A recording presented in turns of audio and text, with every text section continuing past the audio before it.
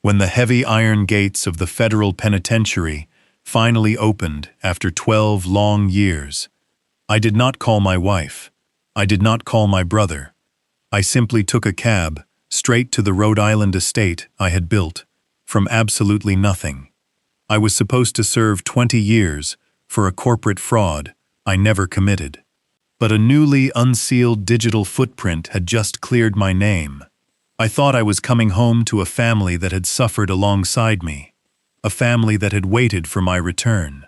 But as I stood in the hallway of my own home, listening to the clink of ice in whiskey glasses, I heard the two people I loved most in this world laughing. They were laughing about how they had stolen my $50 million company, drained my retirement, and planned to lock me in a nursing home if I ever managed to get out. I did not scream. I did not cry. I just listened. And then I made a decision that would change everything. If you are listening to my story today, take a deep breath, because what I am about to tell you is the kind of betrayal you only think happens in movies until it happens in your own living room. If you have ever been stabbed in the back by the people you trusted most, hit the like button and let me know in the comments where you are watching from. It helps a 70-year-old man know he is not alone in this world. My name is Gerald Whitmore. 12 years ago, my life was taken from me. I was the founder and chief executive officer of Whitmore Tech, a company I nurtured from a small garage project into an empire. I had it all. A brilliant brother named Vincent, who served as my chief financial officer, and a beautiful, supportive wife named Vivian. We were a team, or so I believed. When the federal investigators raided our offices 12 years ago, they found fabricated ledgers and illegal offshore transfers bearing my digital signature. I was blindsided. I went to prison protesting my innocence, believing that my brother and my wife would fight on the outside to clear my name. I spent over 4,000 days in a concrete cell, surviving on the thought of returning to them. Today was that day. The exoneration came suddenly. A routine audit of an old server revealed the truth about the signatures, granting me an immediate and quiet release. They gave me a gray paper bag containing the clothes I was arrested in, and I walked out into the free world. I did not want a parade or a dramatic phone call. I wanted to see their faces. I wanted to surprise the woman who had written me letters for the first few years before her visits slowly faded away. I wanted to embrace the brother who claimed he was working day and night to hold my company together. The cab dropped me off at the end of the long driveway of my Tudor-style mansion in Rhode Island. The autumn air was crisp. The manicured lawns looked exactly as I remembered. I paid the driver with the little cash I had left in my wallet and walked up to the heavy oak front door. I knew my keys had been confiscated long ago, but I also knew about the spare key I had hidden inside a fake stone under the large planter on the porch. I reached down, my 70-year-old joints aching from a decade of prison beds, and felt the cold metal. It was still there. I slipped the key into the lock and turned it quietly. The door pushed open without a sound. The house smelled of expensive vanilla candles and polished wood. It was warm, inviting, and completely silent. I took a slow step inside, holding my gray paper bag. I wanted to call out their names, but a strange, heavy feeling settled in my chest. Call it the instinct of a man who had to survive among predators for 12 years. Something did not feel right. As I walked softly down the long hallway toward the back of the house, I heard a sound coming from my old study. The door was slightly ajar, spilling a slice of warm yellow light onto the hardwood floor. I heard the unmistakable clink of ice dropping into crystal glasses. Then I heard his voice. It was Vincent. His tone was not stressed or burdened as he always claimed to be in his rare messages to me. It was relaxed, confident, and dripping with arrogance.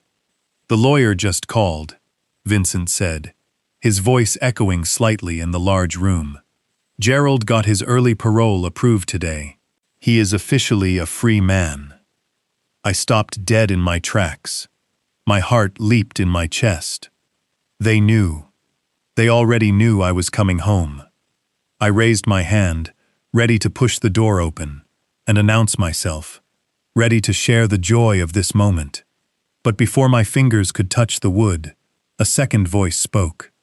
It was Vivian, the voice of my wife, the woman I had thought about every single night as I stared at a concrete ceiling.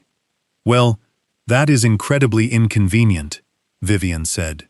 Her voice was ice cold. There was no joy. There was no relief.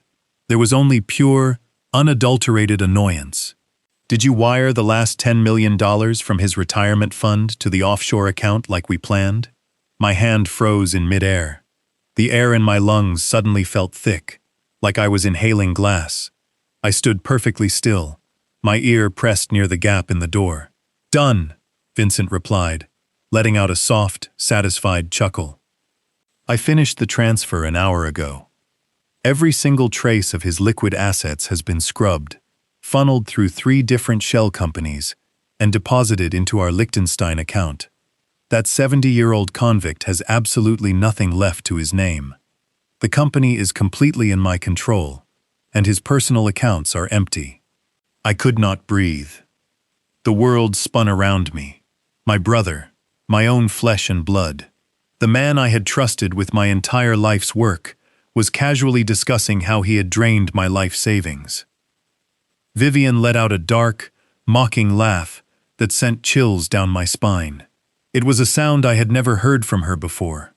"Good," she said, taking a sip of her drink. "Let him come home. What is he going to do? He is a disgraced, broke old man. If he shows up here demanding his life back, we will just toss him in some cheap, run-down nursing home. We can claim his mind deteriorated in prison. No one will question us. We have the power of attorney after all." "Exactly," Vincent agreed, clinking his glass against hers. "To us, Vivian, to the perfect crime and the perfect life." They were toasting. They were standing in my study, drinking my whiskey, celebrating the destruction of my life. In a matter of seconds, 12 years of longing and love turned into a thick, suffocating ash. They had known all along. They had orchestrated it all along. The pain was so sharp, so physical, it felt like a knife twisting between my ribs. I wanted to collapse. I wanted to scream until my throat bled. But I did not. The prison had taught me one very important lesson. When you are surrounded by wolves, you do not cry. You do not show weakness. You observe, and you prepare your counterattack. My hands were trembling, not from fear, but from a rage so profound it transcended anger. As my hand shook, the cheap gray paper bag I was holding slipped from my grip. It hit a small decorative glass vase sitting on the hallway console table. The vase tipped over and crashed onto the hardwood floor. The sound of breaking glass shattered the quiet elegance of the house like a gunshot. Inside the study, the laughter abruptly stopped. The clinking of glasses ceased. A terrifying, heavy silence fell over the hallway. "Did you hear that?" Vincent's voice was tense, sudden panic replacing his arrogance. "It was probably just the wind," Vivian whispered, though her voice shook. I did not run. I did not hide. I slowly raised my foot and kicked the remaining shards of glass out of the way. Then I stepped directly into the open doorway of the study. Vincent and Vivian were standing by the fireplace, their drinks frozen halfway to their mouths. When they turned and saw me standing there, the color instantly drained from their faces. They looked as if they had just seen a ghost, and in a way, they had. The naive, trusting Gerald Whitmore, who went to prison 12 years ago, was dead. The man standing before them was someone completely different. I looked at my brother, who was wearing my father's watch. I looked at my wife, who was wearing a diamond necklace I had bought her for our anniversary. I did not yell. I did not throw a punch. I simply stood there, my posture straight, my eyes locked onto theirs, with the cold, dead stare of a man who had nothing left to lose. "Hello, Vincent.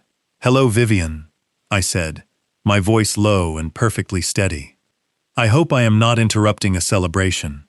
They stared at me in absolute, paralyzed horror. The game had just changed, and they had no idea what was coming next. For exactly 3 seconds, nobody moved. I stood in the doorway, staring at the two people I had spent 4,000 nights thinking about. Vincent and Vivian were frozen. The color drained from their faces. I saw sheer terror in their eyes. They thought I was a ghost, but predators are nothing if not adaptable. The shock lasted 3 seconds before their survival instinct kicked in. Vivian moved first. The cold woman plotting to lock me in a nursing home vanished. Her face crumpled into a mask of overwhelming emotion. She dropped her glass onto the Persian rug, spilling whiskey, and let out a dramatic gasp. Tears sprang to her eyes instantly. She rushed across the room, heels clicking frantically, and threw her arms around my neck. She buried her face in my shoulder, sobbing. "Gerald," she cried, her voice trembling. "Oh my God, you are finally home." She squeezed me tight, but I felt nothing. Her perfume now smelled like poison. A moment later, Vincent snapped out of his paralysis. He slammed his glass down and hurried over. He grabbed my right hand, squeezing it with the desperate grip of a loving brother. His eyes were wide, shining with unshed tears. "Brother," Vincent choked out. "They did not tell us. The lawyer just said the parole was approved. We did not know you were coming today. Look at you. We missed you so much." I stood in their suffocating embrace. 12 years ago, I would have wept with joy. I would have thanked God for returning me to my family. But now, feeling my wife's fake tears soaking my prison shirt, and my brother's treacherous hands gripping mine, all I felt was cold rage. I let them play their parts. Then I slowly peeled Vivian's arms off my neck. I pulled my hand away from Vincent's grip and took a step back. The smile I forced was gone. "I missed you too," I said, dangerously calm. "But before we celebrate, I have a question. What $10 million and what offshore account in Liechtenstein?" The room went dead silent. Vivian's sobs hitched. Vincent's jaw tightened. They knew I had heard them. I watched their eyes dart back and forth, silently communicating. I wanted to see them fall to their knees and confess. But Vincent was far too smart for that. He was the chief financial officer for a reason. He was a master of spinning disasters. He took a deep breath, and flawlessly, he pivoted. Vincent did not look guilty. Instead, he looked profoundly exhausted. He let out a long sigh and ran a hand through his graying hair, playing the burdened martyr perfectly. "I was hoping we could give you one night of peace before explaining the nightmare we have been living," Vincent said, with terrifying sincerity. "Gerald, when you were convicted, the federal government did not just want you in prison. The Securities and Exchange Commission came after Whitmore Tech with everything they had. They wanted to liquidate your entire life's work to pay off federal fines. They wanted to seize every asset and every dollar you earned." Vivian stepped forward, wiping her dry eyes, her voice quivering with righteous indignation. "We were losing everything, Gerald. The board of directors turned their backs on us. The media called you a monster. We had to make a choice. We had to protect your legacy, even if it meant looking like the villains." Vincent stepped closer, his tone urgent and pleading. "I hired the best defense attorneys, but they said the only way to shield the company's capital from federal seizure was to move it out of your name entirely. We had to act fast. Vivian and I faked a separation of assets. We set up a spousal preservation trust in an offshore jurisdiction where federal agents could not touch it. That is the Liechtenstein account you heard about. He placed a hand firmly on my shoulder, looking at me with the ultimate expression of brotherly devotion. We funneled every liquid asset, including that last $10 million from your retirement fund, into that trust today, because the final audit was closing. If we had left it in your name, the government would have seized it the moment you walked out of those prison gates. We played the bad guys. We let everyone think we abandoned you, just to save your legacy. Vivian moved to my other side, gently resting her hand on my chest.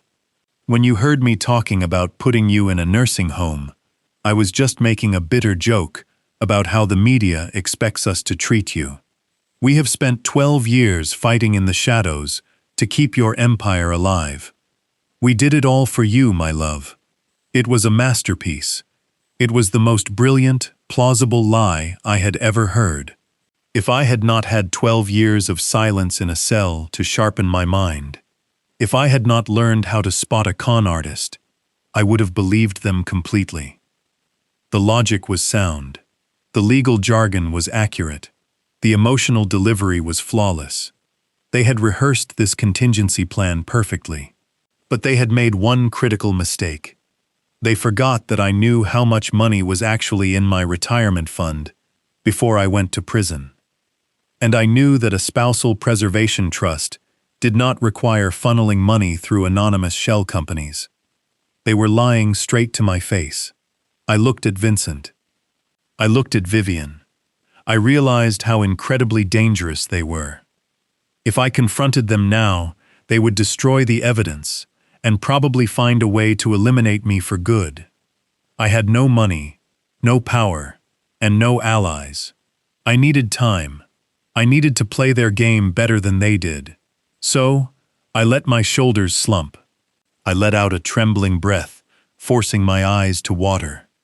I allowed a single tear to roll down my weathered cheek. I reached out and pulled both of them into a tight, emotional embrace. "I am so sorry," I whispered, my voice breaking with manufactured guilt. "I am so sorry I doubted you. I have been in the dark for so long. Thank you. Thank you both for sacrificing so much to save my life's work. I do not know what I would do without you." Vivian hugged me back tightly, burying her face in my chest. Vincent patted my back with strong thumps. "You are home now, Gerald," Vincent said softly. "Everything is going to be okay. We will take care of you from now on." "I know you both will," I replied, squeezing them closer. But as I held them, staring over Vincent's shoulder at the dark wall of my study, my eyes were completely dry. The forced warmth in my voice evaporated, replaced by a cold, calculating emptiness. I did not believe a single word they had said. They thought they had successfully manipulated a broken, clueless old man. They thought the danger had passed. But they were wrong. The war had only just begun. The war had only just begun. I quickly learned the rules of my new reality. Under the guise of absolute care and devotion, my brother and my wife constructed a golden cage for me. They moved my belongings into a cramped, windowless guest room on the ground floor of the estate. The room was tucked away at the end of a long, isolated corridor, far from the main living areas. Vincent told me with a patronizing smile that it was for my own safety. He said my old legs should not have to take the stairs after so many years sleeping on a hard prison cot. I nodded and accepted my new quarters without a single complaint. I knew it was not about my comfort. It was about keeping me completely out of the way. They wanted me out of sight and out of mind, a convenient ghost haunting the edges of their glamorous life. The restrictions did not stop with my living arrangements. They gave me an allowance of $100 a week in cash, claiming my bank accounts were still frozen by federal regulators. I was a man who had built a $50 million technology empire, and now I was being handed pocket change like a simple teenager. Furthermore, Vincent strictly forbade me from visiting the Whitmore Tech headquarters under any circumstances. He cited the intense media scrutiny that would surely follow my release from prison. He warned that my presence would destabilize stock prices and panic investors. I agreed to stay hidden. I played the part of the weary, defeated old man who just wanted a quiet corner to rest his head. But behind the closed door of my windowless room, my mind was racing, cataloging every detail, every lie, and every piece of evidence. The physical signs of their betrayal were everywhere, hidden in plain sight. They were arrogant, flaunting the wealth they had stolen from me, believing I was too naive or broken to notice the truth. One morning at the breakfast table, I watched Vincent casually adjust his expensive shirt cuff. Glinting in the morning sunlight was my father's vintage Patek Philippe watch. It was a rare, intricate timepiece that my father explicitly passed down to me on his deathbed. I had carefully left it in the master bedroom safe the day I was arrested. Vincent caught me staring at his wrist. He smiled smoothly, claiming he had managed to buy it back from a pawn shop after federal agents seized my personal property. It was a blatant lie. The federal agents never seized our family heirlooms, but I forced a grateful smile and thanked him sincerely for rescuing it. Vivian was no better. She glided through the mansion wearing stunning jewelry that I immediately recognized. One evening, she wore a brilliant diamond necklace to a charity dinner. It was the exact piece I custom designed for her on our 10th wedding anniversary. When I complimented her on it, she let out a light, dismissive laugh. She told me it was just a cheap knockoff she found at a local boutique, a fake copy, to help her pretend she still had the life we once shared. She said she had sold the original to pay for my mounting legal defense fees. I knew she was lying. The way the light caught the facets of those stones was absolutely unmistakable. They were real diamonds. My diamonds. They were wearing my life like a costume, performing a sickening play, where they were the tragic heroes, and I was the helpless burden they graciously tolerated. But the stolen wealth was not the most dangerous part of their master plan. The true horror of my situation revealed itself in the quiet evenings. Every single night around 9 o'clock, Vivian would knock softly on my bedroom door. She would enter holding a delicate porcelain cup filled with steaming chamomile tea. Her face would soften into a mask of pure, angelic concern. She told me she had read medical articles about prison-induced insomnia and the severe trauma of reintegrating into society. She insisted the tea was a special organic blend mixed with natural supplements to help calm my nerves and soothe my tired mind. For the first week, I drank it. I wanted to play along, to show them I was entirely dependent on their daily care, like a helpless child. But something very strange started happening to my body. Every morning, I would wake up feeling as though I were wading through a thick, suffocating fog. My thoughts were extremely sluggish, as if I had not slept. My vision blurred heavily around the edges. Most terrifying of all, my own hands began to shake uncontrollably. I would sit on the edge of my bed, watching my fingers tremble, entirely unable to make them stop. I was a perfectly healthy 70-year-old man who had maintained a rigorous physical exercise routine throughout my entire prison sentence. I had never experienced any neurological tremors before this moment. I remembered Vivian's cold, heartless voice in the study, joking about how the media expects a convict's mind to naturally deteriorate. I remembered Vincent saying they could legally claim my sanity slipped away in prison. The tremors were certainly not a natural symptom of aging. They were the direct result of a deliberate, calculated poisoning. I had to test my theory without arousing suspicion. The next night, when Vivian brought the steaming cup of chamomile tea, I thanked her profusely. I took a small, cautious sip while she stood there, praising the soothing taste. Satisfied I was consuming her remedy, she smiled warmly, wished me good night, and closed the door behind her. As soon as I heard her footsteps fade down the long hallway, I moved quickly. I carried the cup over to the dark corner of my room. There, sitting in a heavy ceramic pot, was a large, vibrant green fern that Vivian had placed in the room to make it look more welcoming. I poured the contents into the soil of the plant. I rinsed the cup in my sink and left it empty on the nightstand for Vivian to collect. I repeated this process the following night. I poured the tainted liquid directly into the roots of the fern. I waited in silence, watching the plant closely for any changes. It did not take long to see the results. Just 2 days later, the vibrant green fern was completely unrecognizable. The leaves had turned a sickly, necrotic yellow. The stems had shriveled and collapsed, rotting from the roots upward. The plant was entirely dead, killed by whatever chemical cocktail Vivian was brewing for me every night. I stood in my windowless room, staring at the withered leaves, my heart pounding with terrifying clarity. They were not just stealing my money. They were not just keeping me hidden away from the outside world. They were actively, chemically inducing dementia. They were destroying my brain to ensure I could never reclaim my life or my $50 million legacy. The golden cage they built for me was actually a slow, quiet execution chamber.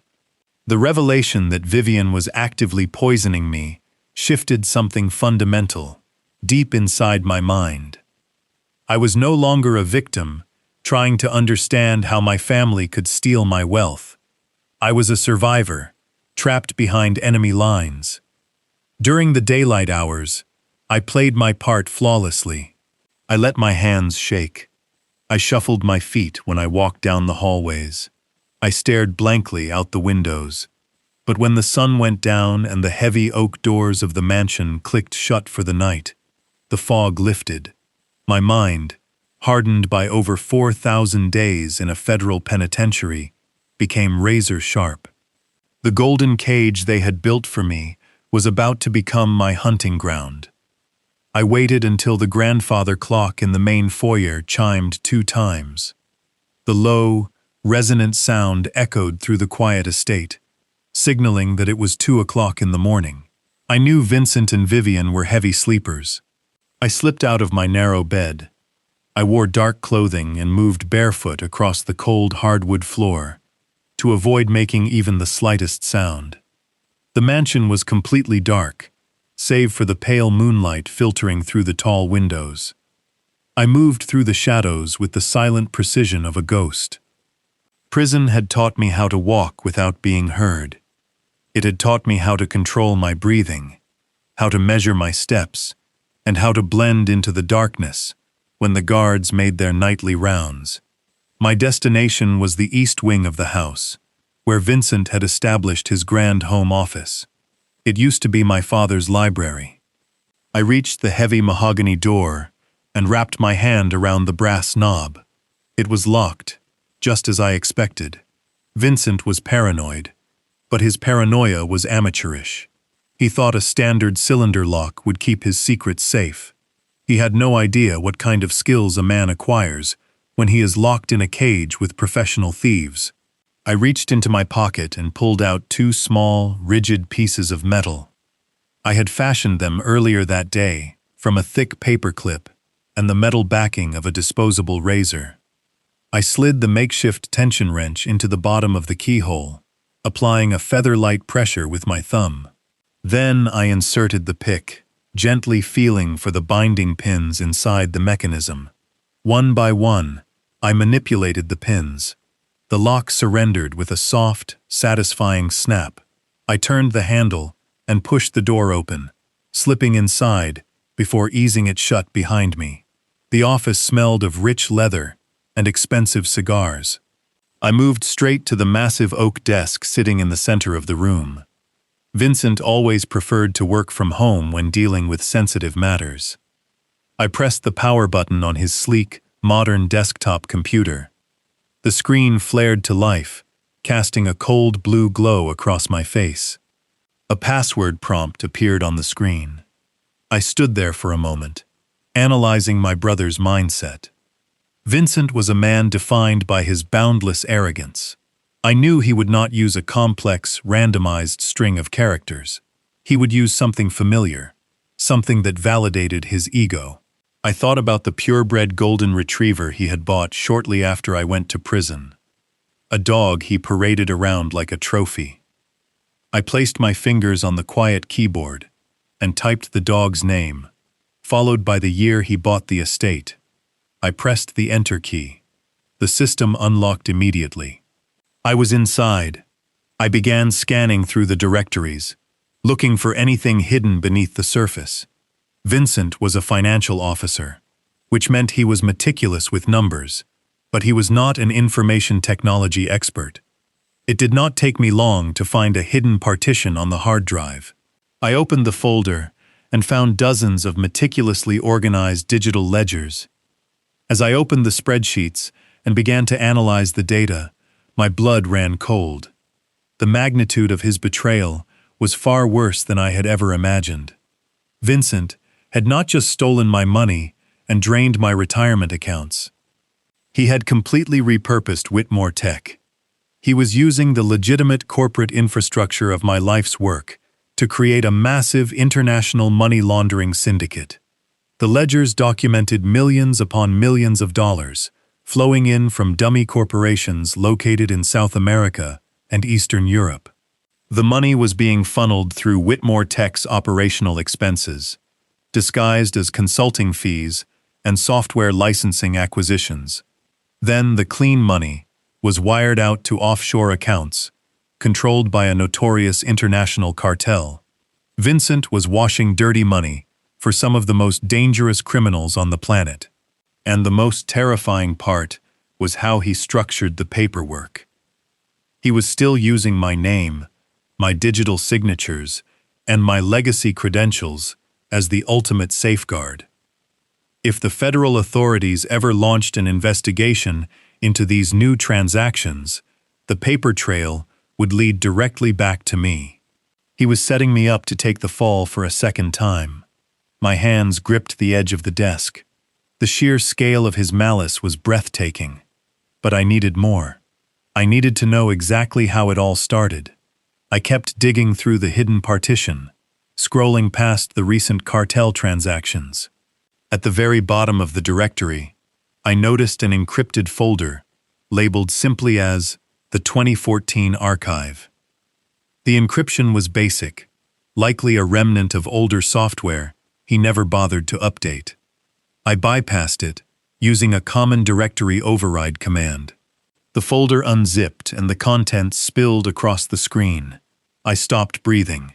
There, displayed in high definition, were the original, unedited financial documents that had been used to secure my conviction. I opened a subfolder and found raw, uncompressed image files of my forged signature. I saw the digital traces, showing exactly how Vincent had manipulated the company's internal servers to make it look like I was the one authorizing the illegal corporate transfers. He had painstakingly crafted the entire illusion, covering his own tracks while painting a giant target on my back. But that was not the discovery that shattered my heart. I opened another document titled Witness Preparation Notes. It was a comprehensive, heavily edited script. It contained bullet points, emotional cues, and specific phrasing guidelines. I read through the text, and my stomach violently lurched. It was the exact testimony Vivian had given on the witness stand during my trial. The words on the screen detailed exactly when she should cry, when she should look away from the jury, and how she should describe my supposed erratic, greedy behavior. They had rehearsed my destruction. They had sat in this very house, perhaps at this very desk, and choreographed the exact performance that would convince the judge to lock me away for 2 decades. Vivian was not a coerced participant. She was the star witness, in a calculated execution. I was not fighting for my money anymore. I was now fighting to completely and utterly avenge the 12 years of my life they had stolen. I could not fight alone. The mansion walls were closing in, and every piece of technology inside was tightly monitored. If I accessed the internet, Vincent's software would flag my activity. I was trapped on an island of their making. I needed a secure line of communication. To get that, I had to venture past the iron gates. The next morning, I initiated my performance. I shuffled into the kitchen, dragging my feet, my hands shaking violently. Vivian was sipping coffee, watching me with pity and revulsion. I let my jaw hang slack, adopting the hollow gaze of a man losing his grip on reality. I mumbled that my room felt like a prison cell. I told her I just wanted to feel the sun on my face and sit in the local park. Vivian sighed, clearly annoyed. Letting the neighbors see a senile old man wandering the streets would solidify their story that prison had destroyed my mind. She agreed, but she was not stupid enough to let me go unmonitored. She called for a man named Marco. He was introduced as a private healthcare aide, but his heavy musculature told a different story. He was a hired thug placed to ensure I never wandered too far. Marco trailed me down the long driveway and onto the quiet sidewalk. He kept a deliberate distance of 30 feet to maintain the illusion of my independence. I walked with an agonizingly slow, unsteady gait. Every step looked like a massive effort. In reality, my muscles were coiled and ready. I scanned the environment for a specific opportunity. We reached the local park. It was a green space, filled with oak trees and scattered wooden benches. I spotted my target immediately. A teenage boy was sitting on a stone retaining wall, tapping aggressively on a cheap smartphone. He had a worn skateboard resting against his leg. He probably upgraded his phone frequently and kept his old ones. I shuffled toward a wooden bench near the boy, deliberately stumbling over a crack in the pavement. I let out a loud groan and collapsed onto the bench, clutching my chest. Marco stopped a comfortable distance away, leaning against an oak tree and pulling out his phone, thoroughly bored by his babysitting duty. He looked away for exactly 5 seconds. That was all the time I needed. I leaned toward the teenager, my shaking hands instantly becoming steady. I pulled a crumpled $50 bill from my pocket. It was half the weekly allowance Vincent had given me. I looked the boy directly in the eye. I pointed to the older, cracked mobile phone resting next to him. I whispered sharply, offering him the $50 for the old device. The boy looked surprised, but $50 was an easy trade for junk plastic.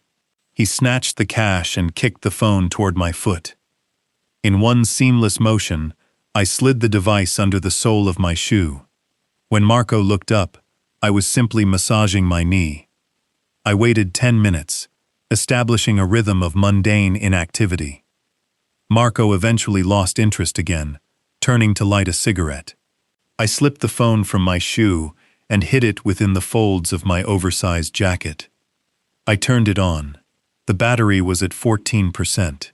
Any deactivated mobile phone can still connect to public wireless networks. I quickly connected to the unsecured network of a nearby coffee shop. I opened an encrypted messaging application. I did not need an address book. Over the past 12 years, I had memorized a single sequence of numbers. It was the contact information for Desmond Hale. Desmond was my former corporate attorney, a fiercely loyal man who had fought to defend me during my trial. Because he refused to bend to Vincent's manipulations, Vincent orchestrated a vicious smear campaign against him, framing him for ethical violations that got him disbarred. Desmond lost his prestigious career because he stood by me. I knew he was currently working as a paralegal in a rundown office, barely making ends meet. I dialed his number. The line rang 3 times before a tired voice answered. "Hale speaking," the voice said, sounding exhausted. I cupped my hand over my mouth, keeping my head bowed so Marco could not see my lips moving. "Desmond," I whispered, my voice steady. "It is Gerald." There was a sharp intake of breath. The silence stretched for a long moment as Desmond processed the sound of my voice. When he finally spoke, the exhaustion in his tone was gone, replaced by vibrating intensity. "Gerald," Desmond breathed. "They said you were out. I have been waiting for a signal. I knew you would not fade away." "They think I am a broken, demented old man," I whispered. "They think they have me locked in a cage. But I found the ledgers. I found the archive. I know exactly what Vincent did, and who helped him. The hunt is on." I heard a chair scraping against the floor on his end. "Tell me what you need, boss." "I have been waiting 12 years to tear that arrogant bastard down. Just give me the word, and I will burn his fraudulent empire to the ground. I need you to prepare the contingencies we discussed during your last visit to the prison," I instructed. "But I need to know his current operational timeline. What is his immediate objective?" Desmond's voice dropped an octave, turning deadly serious. "You need to move fast, Gerald. I still have reliable contacts operating quietly inside the financial district. They have been feeding me whispers about Whitmore Tech. Vincent is not just laundering money for the cartel anymore. He is trying to cash out and wash his hands of the operation." "What do you mean?" I asked, my eyes darting toward Marco, who was checking his wristwatch. "He is finalizing a corporate acquisition," Desmond warned. "Vincent has brokered a deal to sell Whitmore Tech to a European conglomerate. The buyers are heavily insulated, likely another front for his illicit associates. The buyout is structured for $300 million in clean, untraceable capital. Once he signs that company over, he and Vivian will take the money and vanish into a non-extradition country. You will be left holding an empty shell." "When is the deal scheduled to close?" I demanded, feeling a surge of adrenaline coursing through my veins. "By the end of this month," Desmond replied grimly. "You have less than 3 weeks before he legally transfers ownership and disappears with everything you built. If he gets that signature on the transfer deed, the European buyers will liquidate the assets, dismantle the infrastructure, and bury the evidence." I stared silently at the dry, dead grass beneath my feet, calculating the precise geometry of my next move. The ticking clock had just been introduced to the board. Just 3 weeks. I had exactly 3 weeks to dismantle a criminal enterprise, expose my treacherous brother, and exact my vengeance before they vanished forever. "I will be completely ready," I promised him very quietly, terminating the secure connection and carefully slipping the cheap mobile phone back into my heavy shoe. "I will be completely ready," I promised him, very quietly, terminating the secure connection and carefully slipping the cheap mobile phone back into my heavy shoe. That evening, the grand dining room felt suffocating. I sat at the far end of the long mahogany table, staring at a bowl of bland soup. Vincent sat at the head, carving a thick steak with the precision of a man who believed he owned the world. Vivian sat across from him, elegantly sipping red wine. They talked about trivial things, treating me like invisible furniture. But I knew Vincent perfectly. I knew the specific cadence of his voice when he was preparing a trap. He wiped his mouth, took a slow sip of wine, and turned his gaze toward me. His eyes were sharp, calculating, and devoid of genuine empathy. He smiled warmly, the kind of smile a predator gives its prey. "Just before the strike, Gerald," Vincent began, his voice dripping with manufactured concern. "I know the transition back to civilian life has been overwhelming. We just want you to focus entirely on resting. However, there is a very minor piece of paperwork we need to clear up tonight to ensure your absolute protection." He reached into his jacket and pulled out a folded document, sliding it across the polished surface until it rested next to my bowl. I looked down. My vision was slightly blurred from Vivian's toxic tea, but I did not need perfect eyesight to understand what I was looking at. The bold black letters at the top of the page spelled out a full liability waiver and rights relinquishment. I want you to know this is merely a formality, Vincent continued smoothly. Because federal regulators are sniffing around our offshore trust, our legal team highly recommends that you formally separate yourself from the corporate entity. If you sign this, you legally surrender any future claim to Whitmore Tech. You will be completely destitute, meaning they can never harass you for financial restitution. You will be entirely safe, and Vivian and I will continue caring for you. I stared at the document. This was the final nail in my coffin. This was the exact piece of paper Vincent needed to execute the $300 million buyout with his European cartel associates. Without my signature, the buyers would never risk inheriting a legal dispute. He needed me to willingly hand over the keys to the kingdom. I let my hands begin to shake. I widened my eyes, adopting a look of profound senile confusion. I reached out and touched the edge of the paper, my fingers trembling violently. "Vincent," I mumbled, my voice weak and raspy. "I do not understand. Whitmore Tech is my life. I built it from nothing. Why do I have to sign away my name? Can we not just wait a little longer? I feel so confused lately. My head is always so cloudy." The warm smile vanished from Vincent's face, replaced by a flicker of genuine irritation. He opened his mouth to speak, but Vivian beat him to it. The sweet, angelic facade she had maintained completely shattered. She placed her wineglass down on the table with a sharp, aggressive thud. She leaned forward, resting her elbows on the mahogany surface, her eyes locking onto mine with a cold, venomous intensity. "Gerald, honey," Vivian said, her voice dropping to a dangerous whisper, "you need to listen to us carefully. The doctors have been clear. They say your mind is slipping fast. The trauma of prison accelerated your cognitive decline. We see it every day. You shuffle around the house. You cannot remember simple conversations, and your hands will not stop shaking." She tilted her head, her gaze piercing right through my soul. "If you do not sign this paperwork to protect the family, Vincent and I might have to seek a full medical conservatorship. If the state deems you mentally unfit, you will not be staying in this lovely house anymore. You would not want to spend your final years locked away in a sterile psychiatric ward, strapped to a bed, forgotten by the world, would you?" The sheer brutality of her threat hung heavily in the air. She was holding a loaded gun to my freedom. They were fully prepared to have me legally declared insane and locked in an asylum. I knew exactly what I had to do. I let out a loud, pathetic gasp. I deliberately dropped my silver soup spoon.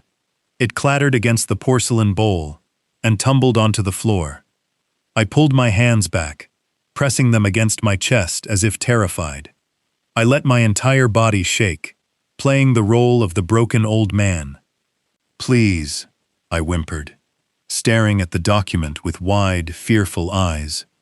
"Please, Vivian, do not send me away to a hospital. I cannot go back to a cage. I cannot be locked up again. I will sign the paper." Vincent let out a quiet breath of relief. His arrogant smile returned instantly. He reached into his pocket and pulled out a gold pen, extending it toward me. "That is a smart decision, Gerald," he said soothingly. "Just sign on the dotted line, and your worries will disappear forever." I reached for the pen, but then violently pulled my hand back, shaking my head rapidly. I forced a look of stubborn senility onto my face, grasping at a fabricated sense of pride. "No," I stammered, my voice rising in a frantic plea. "Not here. Not in the dark. Whitmore Tech was my entire life. If I have to sign it away, I will not do it secretly like a criminal. I want to say goodbye properly." Vincent frowned. "What are you talking about, Gerald? Just sign the paper. Next week is the 30th anniversary of the company," I blurted out, trembling with manic persistence. "You are hosting the grand anniversary gala. I know you are. If I am giving up my life's work, I want to do it there. I want to stand on a stage one last time. I will sign your paper in front of everyone to say a proper goodbye to my legacy. If you do not let me do this one last thing, I will not sign it." The room fell silent. Vincent and Vivian exchanged a calculating look. Having the founder publicly sign away his rights at a corporate gala would be the ultimate public relations victory. It would legitimize his ownership for the European buyers. It was an erratic demand from a broken man, but it served his sinister agenda perfectly. Vincent lowered the gold pen. He looked at me with profound pity and absolute triumph. "If that is what it takes to give you peace, Gerald," he said softly, "then we will do it your way. You will sign the relinquishment at the gala next week." I lowered my head, burying my face in my trembling hands, acting as though I were weeping over the loss of my empire. But behind my fingers, hidden from their treacherous eyes, my lips curled into a cold, dangerous smile. The trap was set. They had absolutely no idea. "I will be completely ready," I promised him very quietly, terminating the secure connection and carefully slipping the cheap mobile phone back into my heavy shoe. The slow walk back to the expansive estate felt entirely different from my earlier trip. Every single step I took was fueled by a cold, burning purpose. I finally had a definitive timeline. 3 short weeks to systematically dismantle the fortress my brother had built on top of my stolen legacy. When I returned to the mansion, I immediately resumed my performance. I shuffled through the grand foyer, my shoulders slumped, my eyes fixed firmly on the polished floor. I let my left hand tremble just enough to be visible to the security cameras. The golden cage was closing in on me, but they had absolutely no idea I had just acquired the key to lock them inside it. That evening, the grand dining room felt suffocating. The massive mahogany table stretched between us like a battlefield. I sat at the far end, staring down at a bowl of bland soup. Vincent sat at the head of the table, carving a thick piece of steak with the aggressive precision of a man who believed he owned the world. Vivian sat across from him, elegantly sipping a glass of dark red wine. They carried on a conversation about trivial social events, completely ignoring my presence. But I knew Vincent perfectly. He wiped his mouth, took a slow sip of wine, and turned his gaze toward me. His eyes were sharp, calculating, and completely devoid of any genuine human empathy. "Gerald," Vincent began, his voice dripping with manufactured concern, "I know the transition back to civilian life has been overwhelming for you. However, there is a very minor piece of paperwork we need to clear up tonight to ensure your absolute protection." He reached into the breast pocket of his tailored jacket and pulled out a neatly folded document. He slid it across the polished wooden surface until it rested right next to my soup bowl. The bold black letters at the very top of the page spelled out a full liability waiver and rights relinquishment. "I want you to know this is merely a simple formality," Vincent continued smoothly, "because federal regulators are still aggressively sniffing around our offshore trust. Our legal team highly recommends that you formally separate yourself from the corporate entity once and for all. If you sign this document, you legally surrender any future claim to Whitmore Tech and its holdings. You will be legally classified as completely destitute, which means the government can never harass you for financial restitution. You will be safe, and Vivian and I will continue caring for you for the rest of your life." I stared at the thick white paper. This was the exact piece of paper Vincent needed to execute the $300 million buyout with his European cartel associates. Without my verifiable signature, relinquishing all rights, the buyers would never risk inheriting a massive legal dispute from the original founder. He needed me to willingly hand over the keys to the kingdom. I let my hands begin to shake. I widened my eyes, adopting a look of profound, senile confusion. I reached out and touched the edge of the paper, my fingers trembling violently against the table. "Vincent," I mumbled, my voice weak and raspy, deliberately slurring my words slightly. "I do not understand. Whitmore Tech is my life. I built it from nothing. Why do I have to sign away my name? Can we not just wait a little longer? I feel so confused lately." The warm, brotherly smile vanished from Vincent's face in an instant, replaced by a flicker of genuine irritation. He opened his mouth to speak, but Vivian beat him to it. The sweet, angelic facade she had maintained for weeks, completely shattered. She slammed her crystal wineglass down on the table with a sharp, aggressive thud.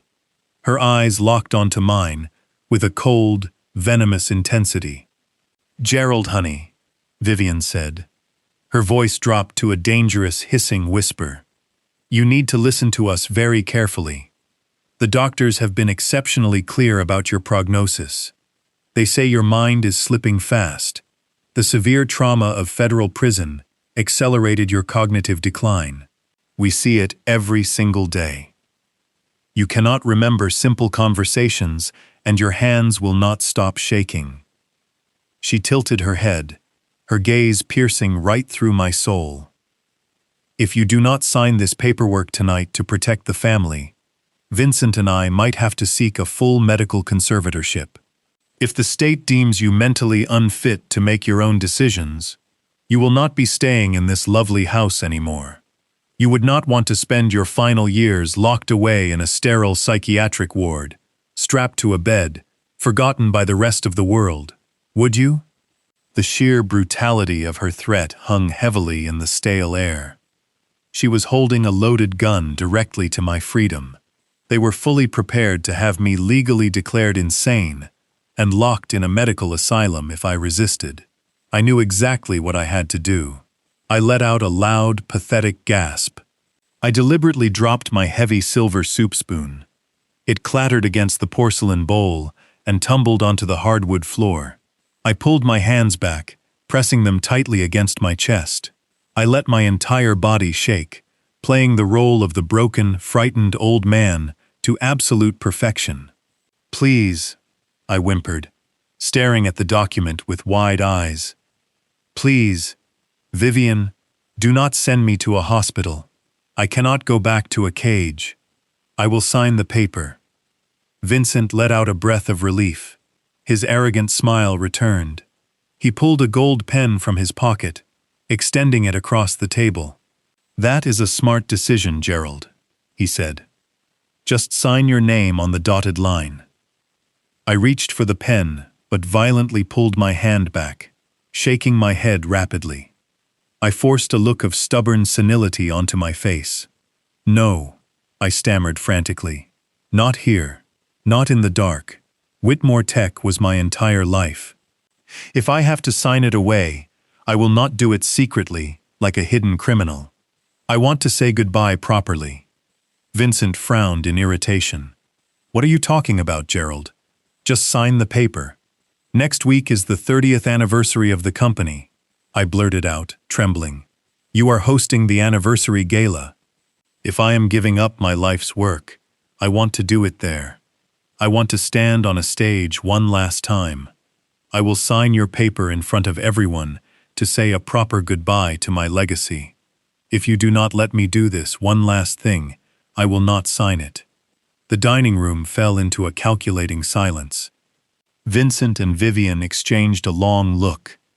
Having the founder publicly sign away his rights at a massive corporate gala would be the ultimate public relations victory. It would legitimize his ownership entirely for the buyers. It was an erratic demand from a broken man, but it served his sinister agenda perfectly. Vincent slowly lowered the heavy gold pen back to the polished mahogany table. He looked at me with profound pity and absolute triumph. "If that is what it takes to give you peace, Gerald," he said softly, "then we will do it your way. You will sign the relinquishment at the gala next week." I lowered my head, burying my face in my trembling hands, acting as though I were weeping over the devastating loss of my entire empire. But hidden safely behind my fingers, my lips curled into a cold, dangerous smile. The trap was finally set. They had absolutely no idea what was coming for them. The trap was finally set. They had absolutely no idea what was coming for them. The following morning, Vincent announced a mandatory medical evaluation before the corporate transfer could be legally finalized. A private phlebotomist arrived at the estate. It was Desmond, disguised in crisp blue medical scrubs and a white surgical mask. Playing the bored professional to perfection, he instructed me to walk to the guest bathroom. Vivian watched us from the hallway like a hawk, but she did not follow us inside. As the door shut, Desmond turned on the sink faucet to mask our voices. He drew a small vial of my blood to make the visit look legitimate. Applying a bandage, he reached into his case and pulled out a heavy silver fountain pen and a tiny flesh-colored earpiece. He pressed them firmly into my palm. "The pen has a specialized ink cartridge," Desmond whispered. "The ink will completely vanish within 24 hours of touching paper. The earpiece is synced to a secure frequency. Wear it at the gala. And Gerald, I finally got through to my contact at the Federal Bureau of Investigation. The trap is primed. If Vincent catches on before you use that pen, you will be legally locked in an asylum before dawn." I nodded, slipping the pen and earpiece into my pocket. Desmond packed his case, turned off the faucet, and escorted me out. Vivian inspected my bandaged arm, satisfied. Desmond left the estate, leaving me completely alone in the lion's den once again. The days leading up to the anniversary gala were an exercise in psychological torture. Vincent and Vivian grew increasingly paranoid as the buyout date approached. They wanted to ensure my mind was entirely broken before they put me on a stage in front of the cameras. Vivian doubled her efforts. She began visiting my room twice a day with her steaming cups of toxic chamomile tea. She would stand over me, her eyes cold and demanding, refusing to leave the room until I finished every drop. I had to adapt immediately. I could no longer simply pour the tea into a potted plant while she was watching. I mastered the dangerous art of palming the neurotoxic pills she had crushed into the liquid. I would take a sip, hold the bitter fluid in the back of my throat, and pretend to swallow while letting the dissolved sediment slide into a small tissue hidden in my cupped hand. It was a terrifying, high-stakes performance. If I swallowed even a fraction of the heavy dosage she was administering, my mind would actually shatter. I spent hours alone in my room, scrubbing my tongue and rinsing my mouth to purge the poison. I maintained my facade, letting my hands shake and my eyes wander, giving them exactly the hollow, broken man they desperately wanted to see. Vincent's arrogance swelled to unbearable heights that week. He began parading the so-called European investors through the estate. I knew exactly who these men were. They were high-level representatives for the cartel, dressed in tailored Italian suits to masquerade as legitimate businessmen. Vincent would lead them into the grand dining room, offering them my expensive cigars and pouring my rare scotch. He would point to me sitting quietly in the corner, introducing me as his tragic, senile brother who had lost his grip on reality after prison. The men would look at me with mocking pity, laughing loudly at Vincent's cruel jokes. I sat there in silence, biting the inside of my cheek, absorbing every insult and memorizing every single face in that room. The breaking point arrived 2 days before the gala. The cartel representatives had just left the estate, and Vincent was soaring on a wave of pure adrenaline. He poured himself another glass of bourbon and walked into the living room, where I was sitting by the fireplace. He stood in front of the roaring fire, admiring his reflection in the large ornate mirror hanging above the mantel. He slowly unclasped my father's vintage watch from his wrist. He held the gold timepiece up to the light, turning it over in his hands with a look of profound smugness. He placed the watch deliberately on the center of the mantel, right next to a framed photograph of our family from 20 years ago. He looked down at me, his eyes filled with decades of suppressed jealousy and toxic resentment. "You know, Gerald," he said, his voice dripping with condescension. "The old man always preferred the weaker son. He gave you the company. He gave you the watch. He treated you like the golden child, while I did all the heavy lifting in the background. But look at us now. Look at where his precious golden child ended up. You are a broken convict waiting to be locked in a madhouse, and I am about to become one of the wealthiest men in the country. The world always corrects its mistakes eventually." The sheer audacity of his words sent a blinding flash of rage through my entire body. I wanted to leap out of my chair. I wanted to wrap my hands around his throat and squeeze the life out of him. I had to bite down on my tongue so hard that the metallic taste of blood flooded my mouth. I forced myself to look down at the floor, letting my shoulders tremble, playing the defeated coward. I swallowed my blood and my pride, reminding myself that true justice requires absolute, unwavering patience. Finally, the night of the gala arrived. The atmosphere in the mansion was electric, with nervous energy. Vivian stormed into my room, carrying a garment bag. She threw it aggressively onto my bed. She had deliberately chosen an ill-fitting, outdated tuxedo from the back of my closet. The jacket was 2 sizes too big, and the trousers hung loosely around my ankles. She wanted me to look as pathetic and diminished as humanly possible when I stepped onto that stage. She wanted the world to see a man who had completely given up. I dressed slowly, letting my hands fumble with the buttons. Vivian stepped closely into my personal space to adjust my collar. She aggressively pinned a white boutonniere to my wide lapel, the sharp pin grazing my chest. She grabbed my chin, forcing my face up so I was looking directly into her cold, merciless eyes. "Smile for the cameras tonight, old man," she hissed, her breath hot against my face. "Do exactly what we practiced. You walk up those stairs, you sign your name on that paper, and you smile. Because after tonight, you officially cease to exist." I looked back at her, letting my jaw tremble in fabricated fear. But deep in the pocket of my oversized trousers, my fingers wrapped tightly around the cold silver metal of Desmond's fountain pen. I was more than ready now. 12 long years of absolute isolation had hardened my soul into unbreakable steel. I took a deep, silent breath, steadying my racing, pounding heart. They thought they were sending me to the slaughter, but I was leading them to the gallows. "Tonight, you officially cease to exist." The venomous words from Vivian's lips echoed in my mind as the limousine ride to the Beckford Hotel began. The interior of the car was suffocatingly quiet. Vivian sat directly across from me, her posture rigid, her eyes coldly assessing my deliberately disheveled appearance. I stared out the tinted window at the passing city lights, letting my jaw hang slack to complete the sad illusion. When the doors of the luxury vehicle opened, a storm of camera flashes erupted into the crisp Boston night.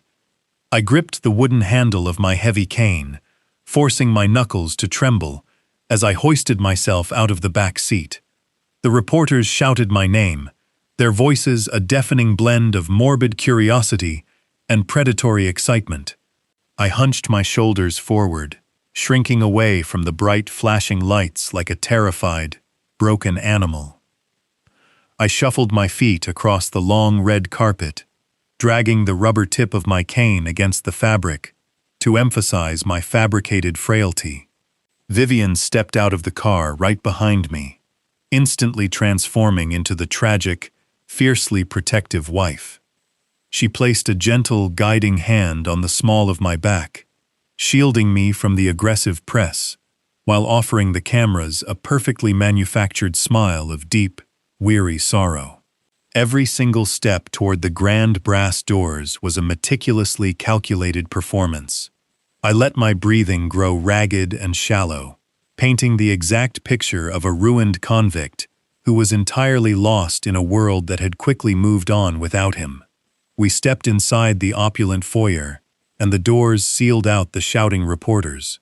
Crystal chandeliers cast a golden glow over hundreds of guests, dressed in tailored black tuxedos and glittering evening gowns. These were the industry elites, the corporate titans, and the powerful investors who had once courted my favor and begged for my business. 12 years ago, when the federal agents raided my offices, every single one of these people had immediately abandoned me. They had deleted my number, canceled our lucrative contracts, and publicly condemned me to save their own fragile reputations.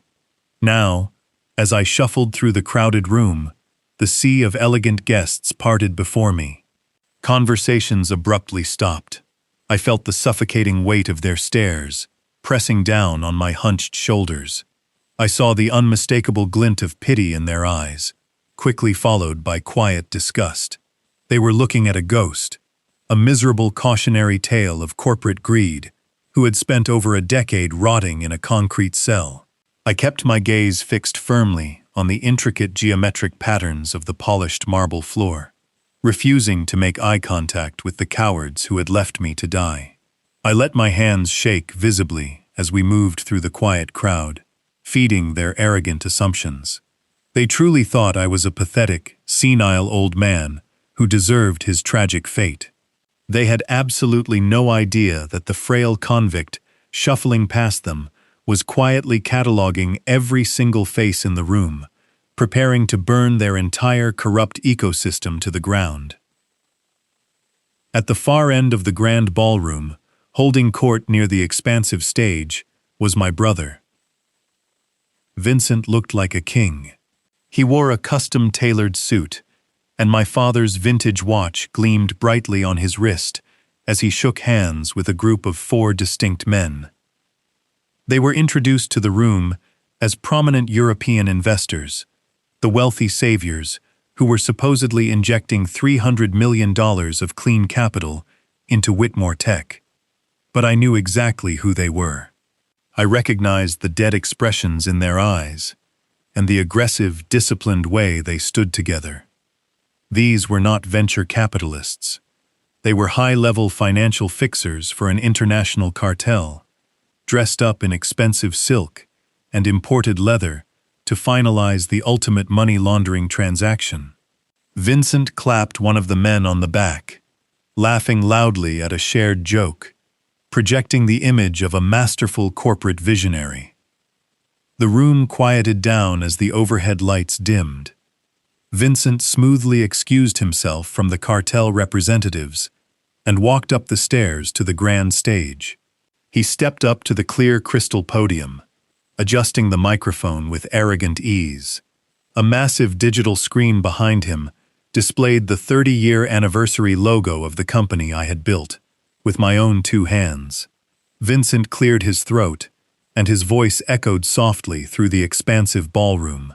He delivered a sickeningly sweet, deeply hypocritical speech.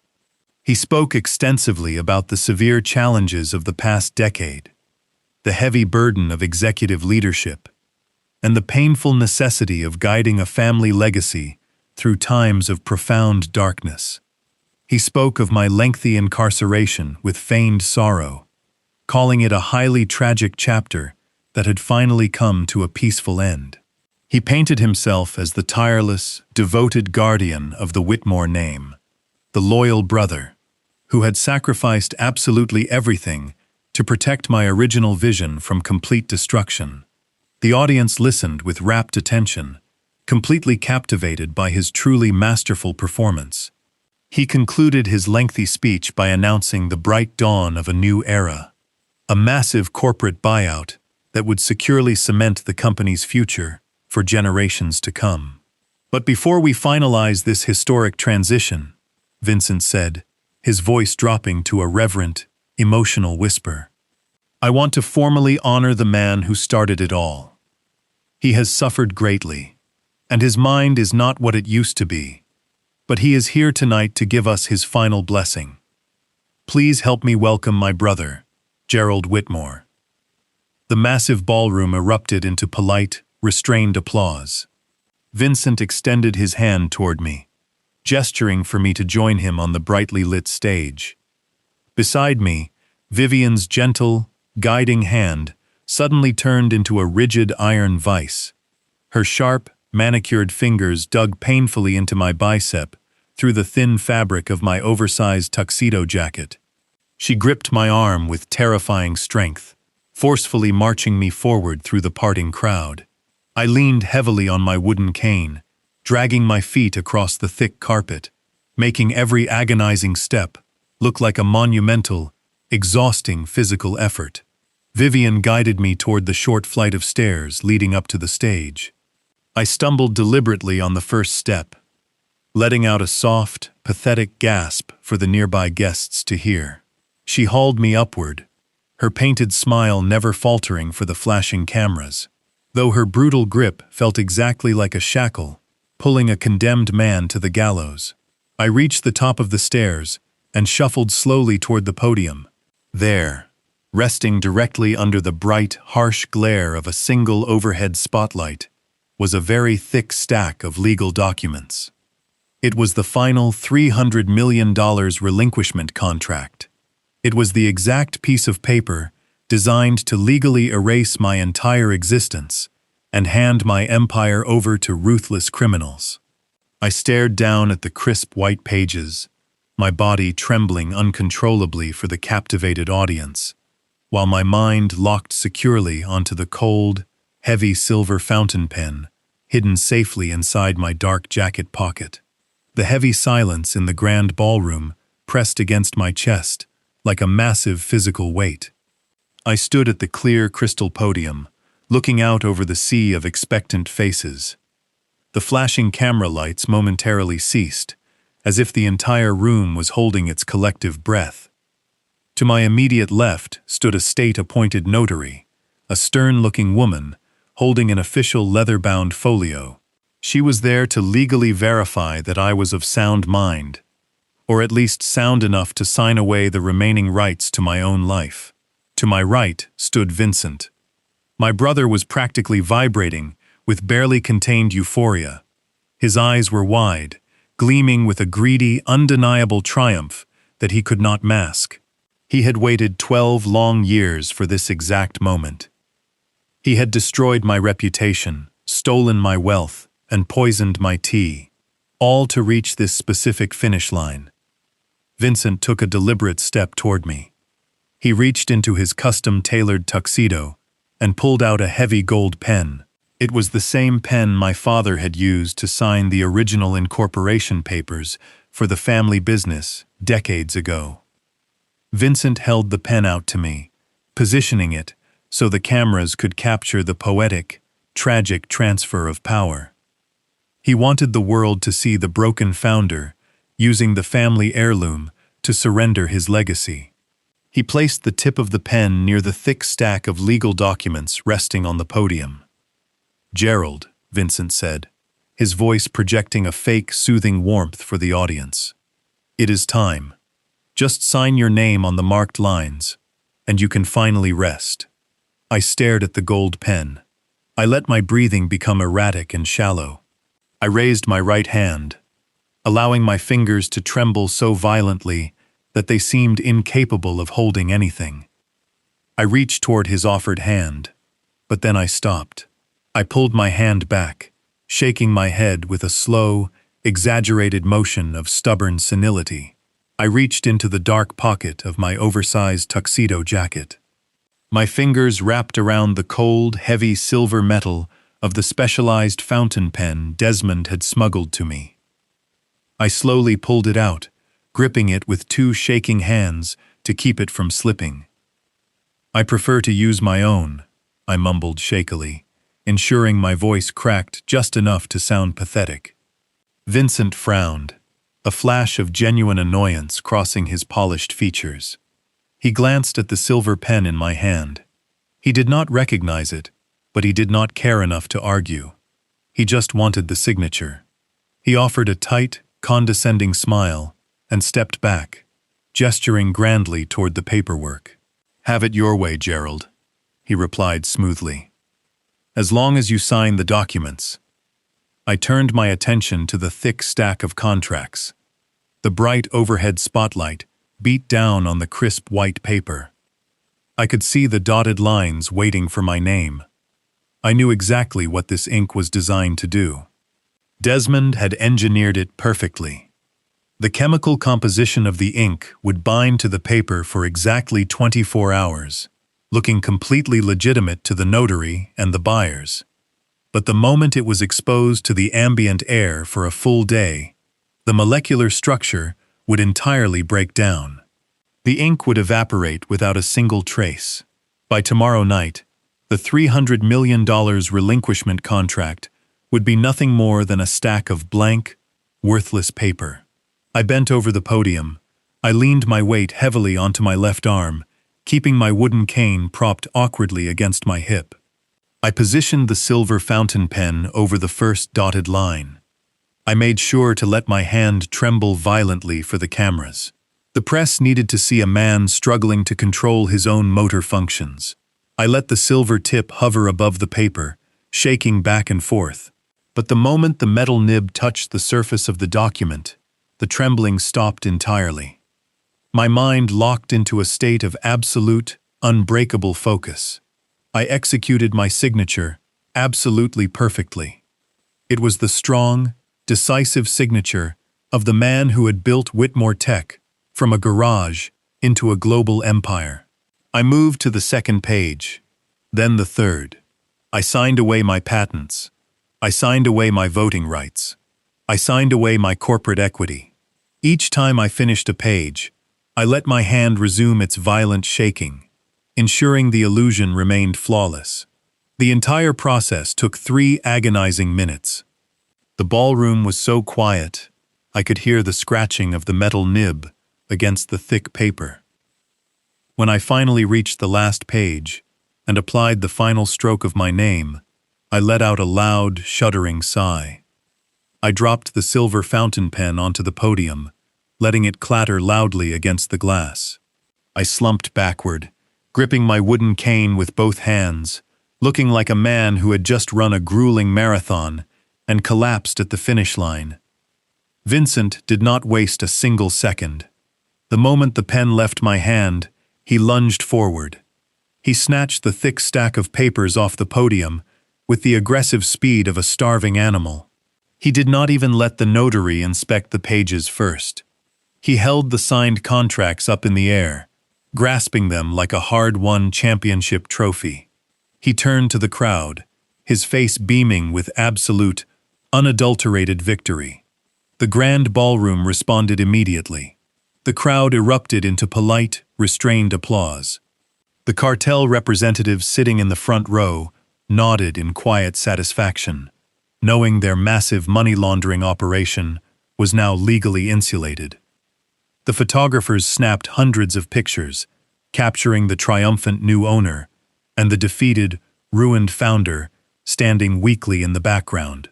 Vivian stepped up onto the stage, joining Vincent in the spotlight. She wrapped her arm around his waist, smiling radiantly for the press. They had won. They had successfully navigated every obstacle, poisoned my mind, stolen my wealth, and legally secured their $300 million exit strategy. Vivian leaned her head against his shoulder, closing her eyes in sheer relief. The nightmare of my return was finally over for them. They had pulled off the ultimate corporate heist right in front of the entire world, and no one suspected a single thing. They were completely and absolutely untouchable now. Vincent lowered the papers and turned his back to the cheering audience. He stepped close to me, maintaining a warm, brotherly smile for the cameras. But as he leaned in to embrace me, his mouth pressed directly against my ear. His voice dropped to a vicious, mocking whisper that only I could hear. "Thanks for the company, loser," Vincent hissed. his breath smelling of expensive bourbon. "The men in white coats are waiting for you at the back exit. Have a nice life in the psych ward." He pulled away from me, giving my shoulder a firm, patronizing pat. He turned back to the microphone, raising his hands to quiet the applauding crowd. He prepared to deliver his grand concluding remarks, ready to officially dismiss me from the stage and out of his life forever. But instead of walking away, I stand up straight. The fabricated weakness in my legs vanished instantly. I drew myself up to full height, towering over the podium, with the commanding presence I suppressed for 12 years. I loosened my grip on the heavy wooden cane. I did not need it anymore today. I let it slip from my fingers. I tossed my cane off the stage. The solid wood hit the marble floor below with a violent thud. The heavy thud echoes through the ballroom. The heavy thud echoes through the ballroom. The sound of the solid wood hitting the polished marble floor was like a gunshot cutting through the polite applause. Every eye in the cavernous room snapped toward the stage. They expected to see a frail, broken man collapsing under the immense weight of his tragic life. They expected to see the defeated founder of Whitmore Tech crumbling into a pathetic heap of sorrow and regret. But that is not what they saw. The fabricated weakness that had consumed my muscles for the past 3 weeks vanished in an absolute instant. I straightened my spine, pulling my shoulders back and lifting my chin high. The stooped, shuffling posture of a heavily sedated convict evaporated, replaced by the towering, unyielding presence of a man who had forged a $50 million empire from scratch. I stepped forward. I did not drag my feet.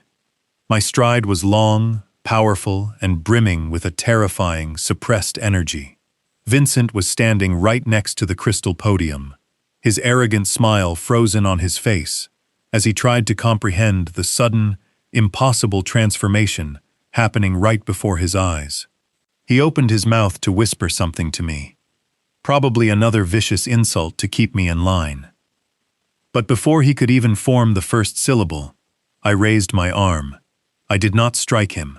I simply planted my hand firmly against his chest and pushed him aside. The physical strength behind my movement shocked him completely. He stumbled backward, his expensive leather shoes slipping on the smooth stage floor, nearly losing his balance entirely. I stepped into his place, gripping the edges of the clear crystal podium with rock-solid, perfectly steady hands. The bright overhead spotlight washed over my face. I leaned into the microphone. "Thank you, Vincent," I said. My voice did not shake. It did not crack or waver with senile confusion. It rang out through the massive speakers, deep, sharp, and commanding, vibrating with the absolute authority I had buried for 12 long years. The sound of my true voice hit the audience like a physical blow. The polite applause died instantly, replaced by a suffocating, bewildered silence. I stared directly at the front row, locking eyes with the 4 men in tailored Italian suits who were pretending to be European venture capitalists. But before the buyers wire $300 million into your offshore accounts, I believe they should know exactly what they are actually purchasing today. A collective gasp rippled through the crowded ballroom. The corporate titans and industry elites exchanged nervous, confused glances. The cartel representatives in the front row stiffened, their relaxed posture instantly turning rigid and predatory. They knew immediately that something had gone terribly wrong with their perfect money laundering transaction. Vincent recovered his balance and lunged back toward the podium, his face flushed with sudden, frantic panic. "Gerald, stop this right now," Vincent hissed, keeping his voice low enough to avoid the microphone, though the sheer terror in his eyes spoke volumes. He reached out to grab my arm, desperately trying to pull me away from the center of the stage.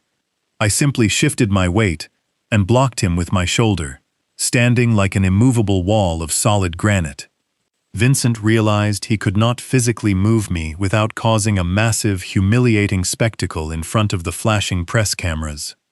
He frantically reached for the small control panel resting on the edge of the podium, his fingers slamming down on the main mute button to cut the audio feed.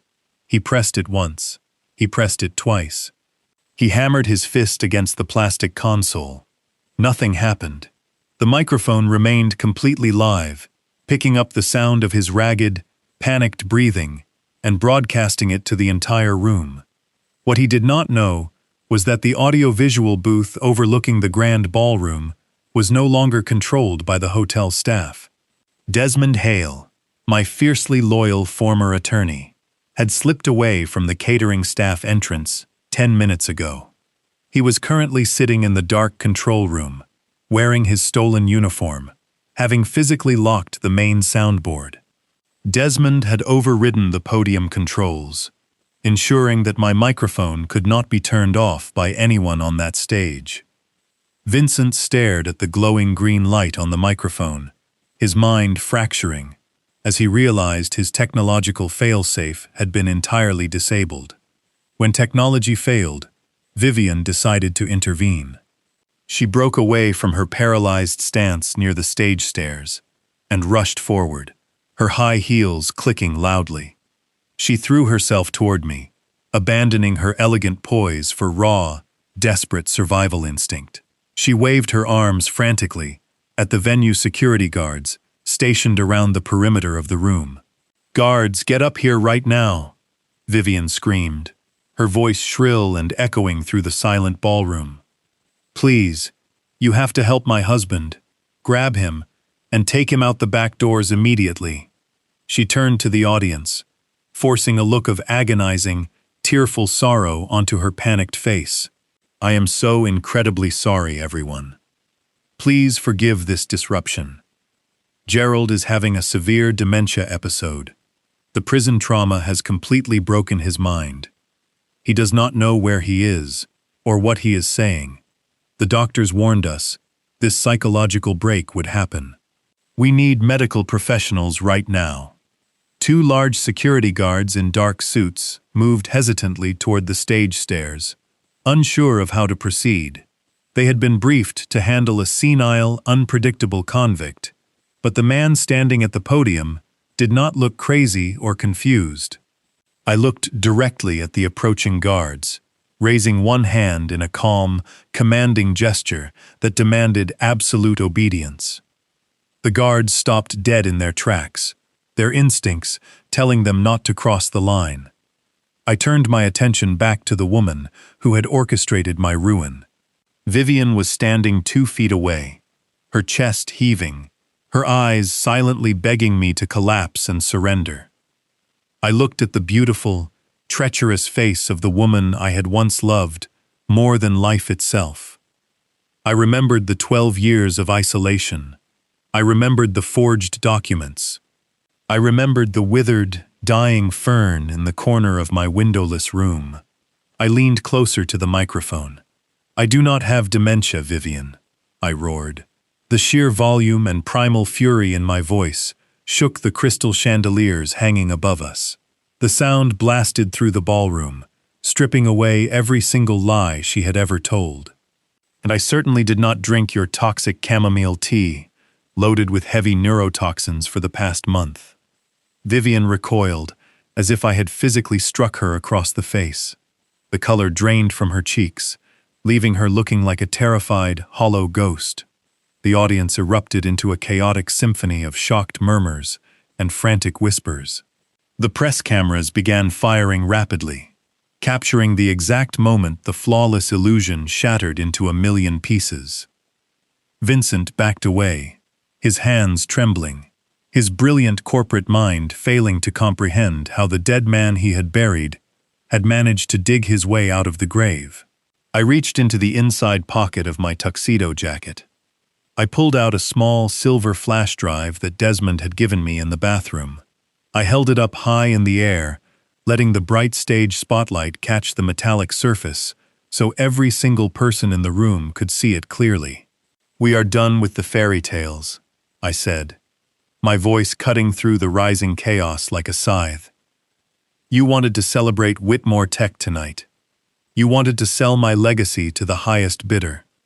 Let us give the investors exactly what they came for. Let us look at the real Whitmore Tech portfolio.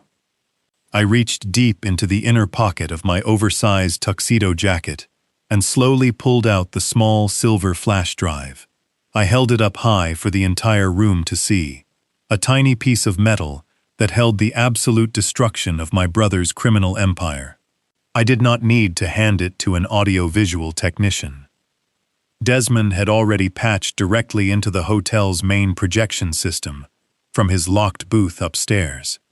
I simply gave a sharp, definitive nod toward the tinted glass window at the back of the hall.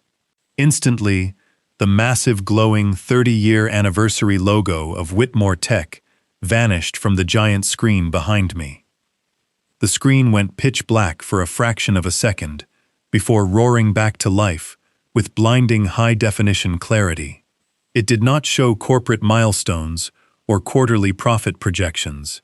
It displayed pages upon pages of heavily redacted international bank statements, complex offshore routing numbers, and highly classified cartel communications.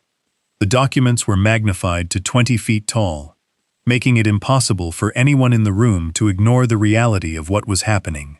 I pointed at the screen, letting my finger trace the intricate web of illicit wire transfers that Vincent had authorized using my forged signature. The thick red arrows on the screen explicitly linked the dummy corporations in South America directly to Whitmore Tech's operational accounts. The raw, unfiltered truth was finally illuminated for all to see. The initial silence in the grand ballroom shattered instantly, replaced by a tidal wave of chaotic, overlapping voices. The wealthy corporate elite, who just moments ago had been politely applauding my supposed downfall, began shouting in profound confusion and rising horror. Men in tailored tuxedos pointed at the screen, recognizing the sheer magnitude of the financial crimes being displayed before them.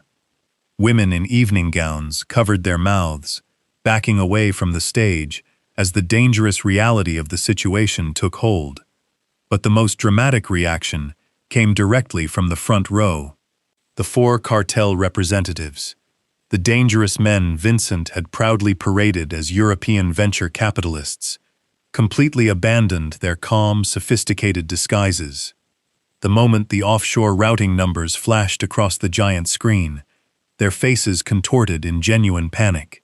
They knew instantly that their highly insulated money laundering network had been totally compromised. They did not wait for a detailed explanation.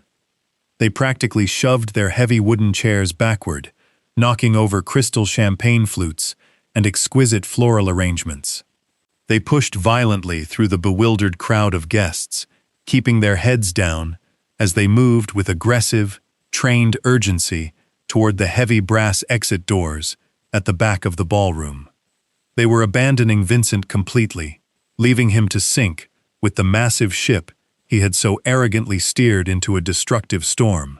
I did not let the momentum fade for a single second. I gripped the edges of the crystal podium and leaned closely into the live microphone. "You wanted a speech about the future of this family legacy," I announced, my voice cutting through the rising panic like a sharpened blade.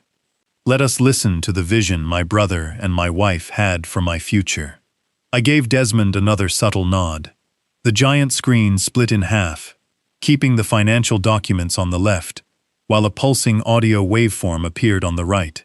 A sharp crackle of static hissed through the massive state-of-the-art surround sound speakers, followed immediately by a high-quality, crystal-clear audio playback.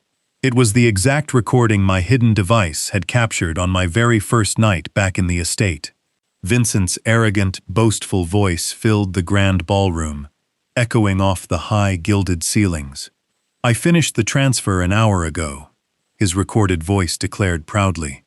"Every single trace of his liquid assets has been scrubbed, funneled through 3 different shell companies, and deposited into our Liechtenstein account. That 70-year-old convict has absolutely nothing left to his name. The crowd gasped in collective horror. Then Vivian's cold, mocking laughter played through the speakers, sounding infinitely more sinister now that her angelic facade had been stripped away entirely. "Good," her recorded voice responded with chilling cruelty. "Let him come home. What is he going to do? He is a disgraced, broke old man. If he shows up here demanding his life back, we will just toss him in some cheap, run-down nursing home. We can claim his mind deteriorated in prison. No one will question us. We have the power of attorney." The sheer malice of their own words hung heavily in the air. A definitive confession broadcast to the most powerful people in the city. The effect of the audio recording was absolutely devastating. Vivian, who had been standing rigidly near the edge of the stage, seemed to physically shrink as her own cruel words washed over the massive audience. She realized that every prominent socialite, every wealthy investor, and every powerful journalist in the room was staring at her with unvarnished, absolute disgust. The pristine, tragic narrative she had meticulously maintained for 12 long years disintegrated completely in front of her eyes. She let out a weak, agonizing wail that was completely devoid of her usual theatrical polish. Her knees buckled beneath her. She collapsed onto the hard, polished surface of the stage, her expensive silk evening gown pooling around her shaking legs. She raised her trembling hands, pressing them fiercely against her face, as if she could physically block out the overwhelming shame and the judgmental glares of the crowd. She curled into herself, a broken, pathetic figure, weeping openly on the floor, finally experiencing a tiny fraction of the deep, suffocating humiliation she had so willingly inflicted upon me for over a decade. Vincent, however, refused to surrender gracefully. He was sweating profusely, thick beads of perspiration running down his flushed, panicked face. His eyes darted wildly around the chaotic ballroom, watching his wealthy buyers flee and his carefully constructed reputation burn to the ground. He spotted a backup microphone resting on a small table near the stage stairs. He lunged for it, gripping the heavy metal stand with white, desperate knuckles. He switched it on, his breathing ragged and incredibly heavy. "It is a fake," Vincent screamed into the backup microphone, his voice cracking with sheer, unadulterated desperation. "Do not listen to him. The audio is a deep fake. He is a convicted felon trying to ruin a legitimate business transaction." He pointed a trembling finger at me, his chest heaving with every labored breath. "He is crazy. He has lost his mind. Besides, it does not matter what he shows you." He reached into his tailored jacket and pulled out the thick stack of documents I had just signed moments ago. He waved the relinquishment contract wildly in the air above his head, holding it like a desperate shield against the incoming tide of total destruction. He just signed away all his rights on that podium. I have his signature right here. The company is legally mine, and I am finalizing the sale right now. You can never stop me from taking what is absolutely rightfully mine, Gerald. Vincent stood there panting, holding the relinquishment contract high above his head, like a desperate shield against the rising tide of absolute ruin. His chest heaved violently under his custom-tailored tuxedo. He was completely trapped in a corner of his own making, but his massive ego simply would not allow him to surrender. He clutched the backup microphone, his knuckles turning pure white as he scanned the grand ballroom for any sign of support. But there was none. The corporate elites who had worshipped him just 10 minutes ago were now staring at him with profound horror and disgust. Even through the panic, Vincent tried to maintain his grip on power. He pointed a shaking finger at me, his face slick with heavy perspiration. "He is a convicted felon," Vincent screamed, his voice cracking horribly through the speakers. "He forged those documents. He is just trying to extort me because he is broke and jealous. It does not matter. The company is legally mine, I have the signed paperwork right here. I am finalizing the sale right now. I did not raise my voice. I did not even flinch. I simply stood at the crystal podium and looked at my brother with a warm, terrifyingly calm smile. The sheer tranquility of my expression made his frantic ranting look even more pathetic. I reached out and gently tapped the microphone in front of me, ensuring the entire room could hear my next words perfectly. "Vincent," I said, my tone incredibly gentle and almost conversational. "You have always been so utterly obsessed with the paperwork, but you really should have paid a little more attention to the people sitting at your table. About that contract you are holding, you should probably check the buyers." Vincent froze. His frantic eyes darted from my face down to the front row, looking for the 4 sophisticated European venture capitalists who were supposed to save him. Before Vincent could even process my words, a deafening crash echoed from the back of the grand ballroom. The heavy gilded brass doors were violently kicked open, slamming against the marble walls with a terrifying force. The polite, refined atmosphere of the corporate gala was instantly obliterated. Dozens of heavily armed tactical agents stormed into the room. They wore dark tactical gear, with the bright yellow letters of the Federal Bureau of Investigation and the Securities and Exchange Commission emblazoned across their tactical vests. The sheer volume of their synchronized movement shook the floorboards. "Federal agents, nobody move," a booming voice commanded over a heavy megaphone. "Stay exactly where you are and keep your hands visible." The wealthy guests shrieked and scattered, pressing their backs against the floral-decorated walls, completely terrified by the sudden invasion of federal tactical units. But the true shock came from the very front row. The 4 men in expensive Italian suits, the men Vincent had proudly introduced as prominent European investors, did not run for the exits. Instead, they moved with lethal, coordinated precision. They reached under their tailored jackets and simultaneously drew heavy dark firearms. They ripped thick metal badges from their interior pockets and let them hang from heavy chains around their necks. They were not cartel representatives. They were deep-cover federal agents. The lead undercover agent, a tall, imposing man with sharp eyes, vaulted over the VIP table and marched directly toward the stage stairs. His weapon was pointed squarely at the floor, but his posture radiated absolute, undeniable authority. Vincent staggered backward, completely paralyzed by the unfolding nightmare. The relinquishment contract slipped slightly in his sweaty grip.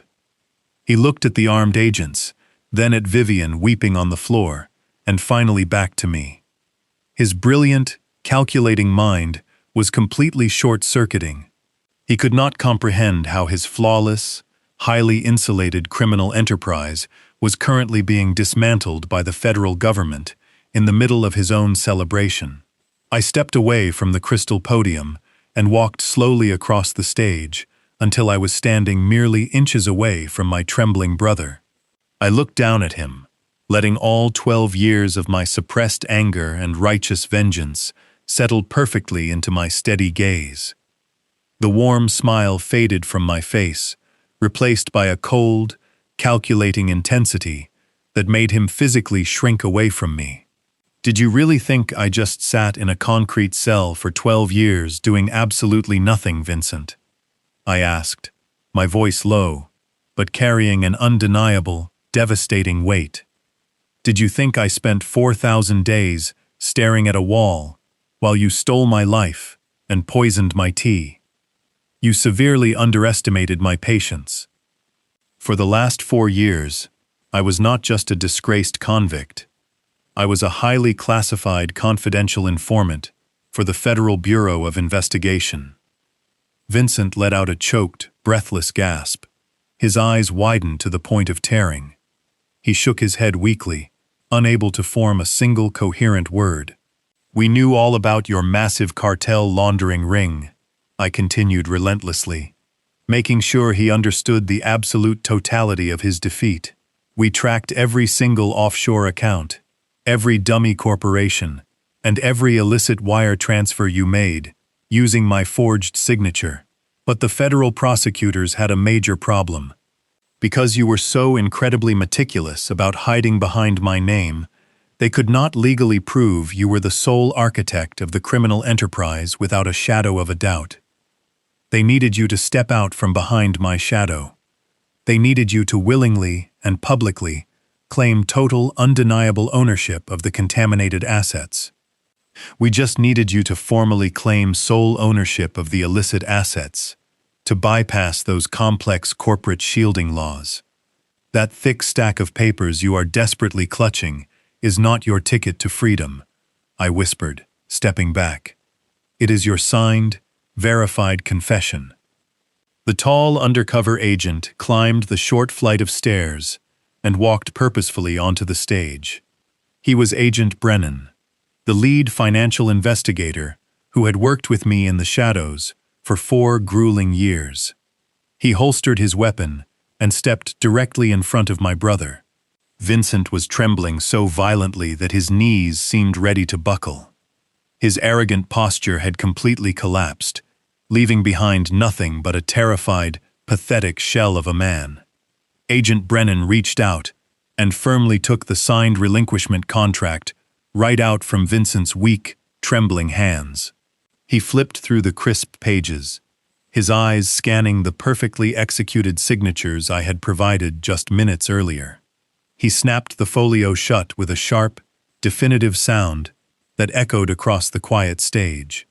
He looked at Vincent with an expression of pure professional disdain. "Thank you for documenting your sole liability for the cartel debt, Vincent," Agent Brennan said coldly, pulling a pair of heavy steel handcuffs from his tactical belt. "You have just made our absolute hardest job incredibly easy to finish tonight. It is truly over for you. The entire criminal syndicate you spent 12 years building is going to be completely dismantled piece by careful piece, and you will be spending the rest of your miserable life inside a concrete federal prison cell." The reality of those words crashed into Vincent with devastating force. He stood completely frozen on the brightly lit stage, staring at the cold handcuffs dangling from the agent's hands. He started hyperventilating, drawing in short breaths as the walls of his criminal empire rapidly collapsed around him. The sophisticated corporate titan was completely gone. In his place stood a desperate animal thrashing against an inescapable trap. He shook his head so violently that sweat flew from his forehead and splattered against the crystal podium. He looked frantically past Agent Brennan and locked his terrified eyes onto the undercover cartel representatives standing at the bottom of the stage stairs. "Wait," Vincent screamed, his voice pitching upward into a shrill wail of sheer panic. "You do not understand. We can still fix this. The company still holds all the original patents. We still possess the foundational source code that drives the entire global infrastructure." He took a stumbling step forward, his hands raised in a pathetic, begging gesture toward the men he thought were his partners. "I will sell the patents tomorrow morning," Vincent pleaded, his words tripping over each other in desperate haste. "I can liquidate the intellectual property. I can make you completely whole. I still own the tech. I still control the most valuable software algorithm in this industry. We can pay off the entire debt. You just have to give me 24 hours to secure the buyers." I stood perfectly still, watching my brother humiliating himself in front of the federal agents and fleeing corporate elites. I allowed him to exhaust his final reserve of false hope. When his frantic begging faded into breathless panting, I took a slow, deliberate step forward. I moved past Agent Brennan, inserting myself directly between the federal authorities and the man who shared my blood. Vincent looked at me, his eyes wide and completely feral, silently pleading for a lifeline he did not deserve. I reached inside the breast pocket of my oversized tuxedo jacket. My fingers bypassed the silver fountain pen and wrapped around a secondary legal document I had carried all night. I slowly pulled out a crisp piece of ivory parchment, unfolding it with agonizing slowness under the harsh glare of the spotlight. "No, Vincent," I said, my voice dropping to a low, resonant timbre that demanded absolute silence from everyone in the ballroom. "No, you absolutely do not." Vincent stared at the folded paper, his bloodshot eyes darting frantically between my calm face and the document in my hands. He swallowed hard, his Adam's apple bobbing nervously against his tight collar. "What is that?" he croaked, the false bravado completely drained from his trembling voice. "This is the ultimate consequence of underestimating your older brother," I replied smoothly. 13 years ago, long before the federal investigators ever raided our corporate offices, long before you forged my digital signature and framed me for your early crimes, I noticed a few troubling discrepancies in our accounting ledgers. I did not know exactly what you were planning back then, but my instincts told me to protect the foundational architecture of my life's work. I refused to leave my greatest creation vulnerable to anyone, not even my own family. So, I took an immediate classified precaution. I stepped closer, closing the physical distance between us, until I could see the tiny reflections of my own face in his panicking eyes. I quietly transferred the exclusive copyright of our core algorithm and every single foundational software patent out of Whitmore Tech. I reassigned total ownership to a completely anonymous holding company, registered under the name Iron Veil Systems. I am the sole owner of that holding company, and I always have been. Vincent's jaw dropped slack. He shook his head back and forth in rapid movements, unable to process the magnitude of the corporate checkmate I had just revealed.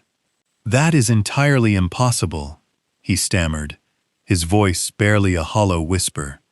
"Whitmore Tech has been running that software every single day for the past 12 years. We built the entire cartel laundering network on top of that specific algorithmic infrastructure. If we did not own it, how were we using it?" "Because you were renting it," I explained, delivering the words with cold, surgical precision. Whitmore Tech never actually owned the proprietary software that made the company valuable. The company has merely been licensing that software on a highly restrictive lease from Iron Veil Systems, a lease that strictly prohibited any involvement in illicit financial activities. And because you violated those operational terms by washing millions of dollars in dirty cartel money, I exercised my legal right as the sole owner of Iron Veil Systems. I officially terminated the licensing lease yesterday morning. The profound silence that blanketed the ballroom was heavy enough to crush a man's soul. Vincent swayed on his feet, the color draining from his face until his skin resembled pale ash. The horrifying reality of his situation was finally penetrating his thick layer of desperate denial. He was beginning to understand the full, devastating architecture of the trap I had spent 4 years building with the federal authorities. I stepped right into Vincent's face, towering over his trembling frame, ensuring he felt the absolute weight of his impending doom. "You did not steal a $50 million tech company 12 years ago, Vincent," I stated, my voice echoing with ruthless finality. "You stole a completely empty corporate shell. You spent a decade inflating that shell with over $100 million in toxic, illicit cartel debt. You thought you were the mastermind. You thought you were using my legacy to build an untouchable criminal empire. But all you were doing was packing explosives around your own feet." I pointed down at the signed relinquishment contract that Agent Brennan was currently holding.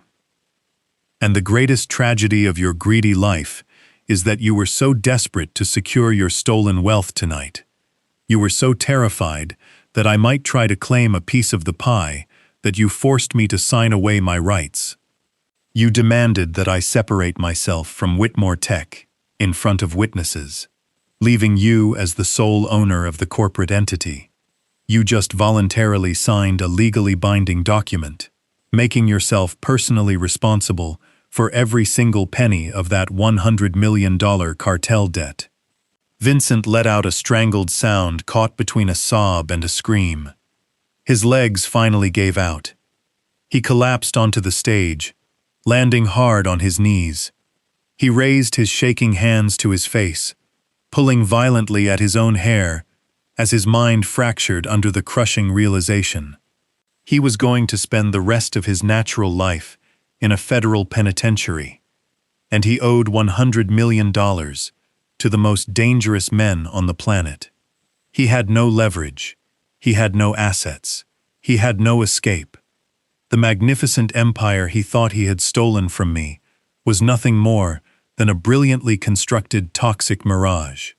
I stood over his weeping, broken body, feeling a profound sense of absolute vindication washing over my soul as I watched his entire life finally crumble to dust.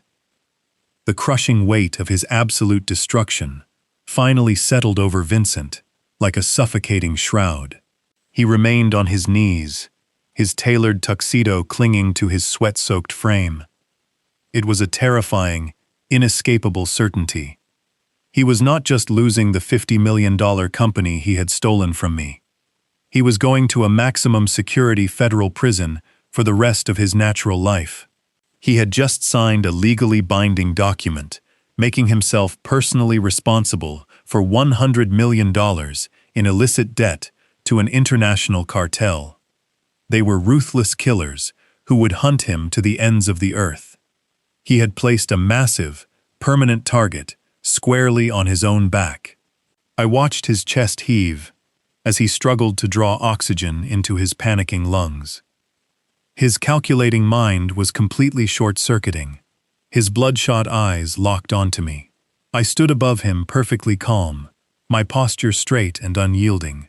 I did not offer him a single ounce of pity. I simply watched him drown in the exact same ocean of despair he had so ruthlessly thrown me into. The suffocating panic in Vincent suddenly mutated into something else entirely. The fear in his eyes hardened into a blind, feral rage.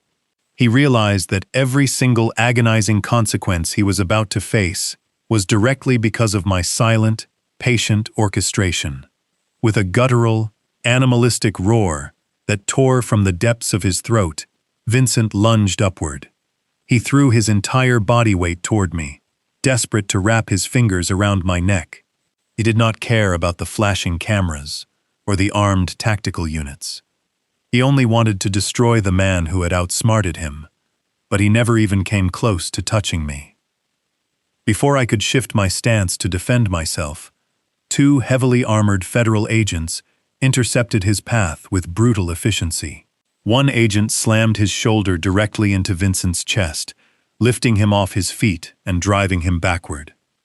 The second agent grabbed his flailing arm, twisting it sharply behind his back.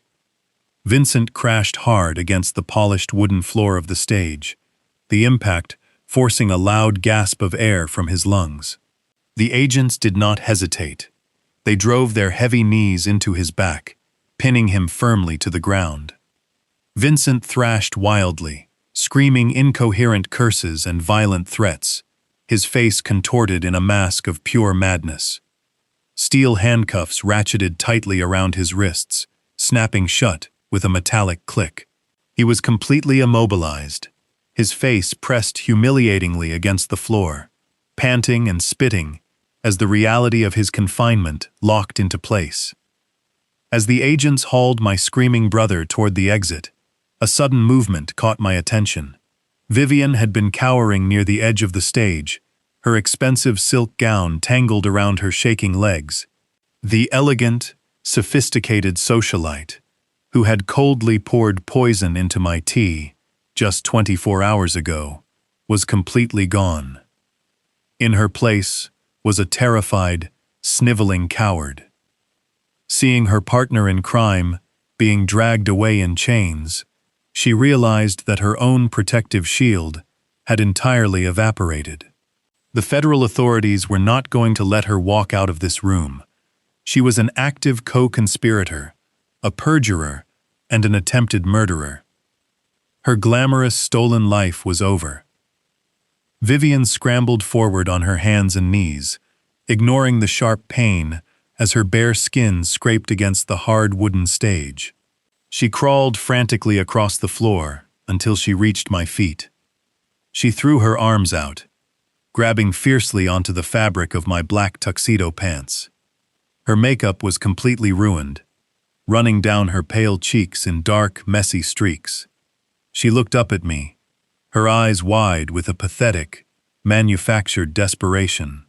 She squeezed my leg tightly, digging her manicured nails into the fabric, as if I were a floating piece of debris in a raging, turbulent sea. "Gerald, please," Vivian wailed, her voice shrill and grating over the remaining ambient noise in the room. "You have to listen to me. He made me do it. Vincent forced me to lie in court. He threatened to destroy me if I did not memorize that script and testify against you. He manipulated my mind when I was vulnerable and scared. I never wanted to hurt you. I was just trying to survive his abuse. Please, Gerald. You know the kind of woman I really am. I never stopped caring about you. I still love you." The sheer audacity of her lies was breathtaking. She was attempting to use the very same manipulative tactics she had employed to steal my life 12 years ago. She actually believed she could shed a few tears, play the helpless, coerced victim, and convince me to protect her from the federal prosecutors. She thought my heart was still soft enough to forgive her ultimate betrayal. I did not move away from her. I simply stood perfectly still and looked down at her tear-stained face with absolute, unyielding disgust. I felt no sorrow for the woman crying at my feet. I felt no lingering attachment to the memories we once shared. She was nothing more than a poisonous parasite who had fed on my success and conspired to rot my brain. I reached my right hand deep into the interior pocket of my tailored jacket. My fingers bypassed the silver fountain pen and closed around a small cylindrical glass object.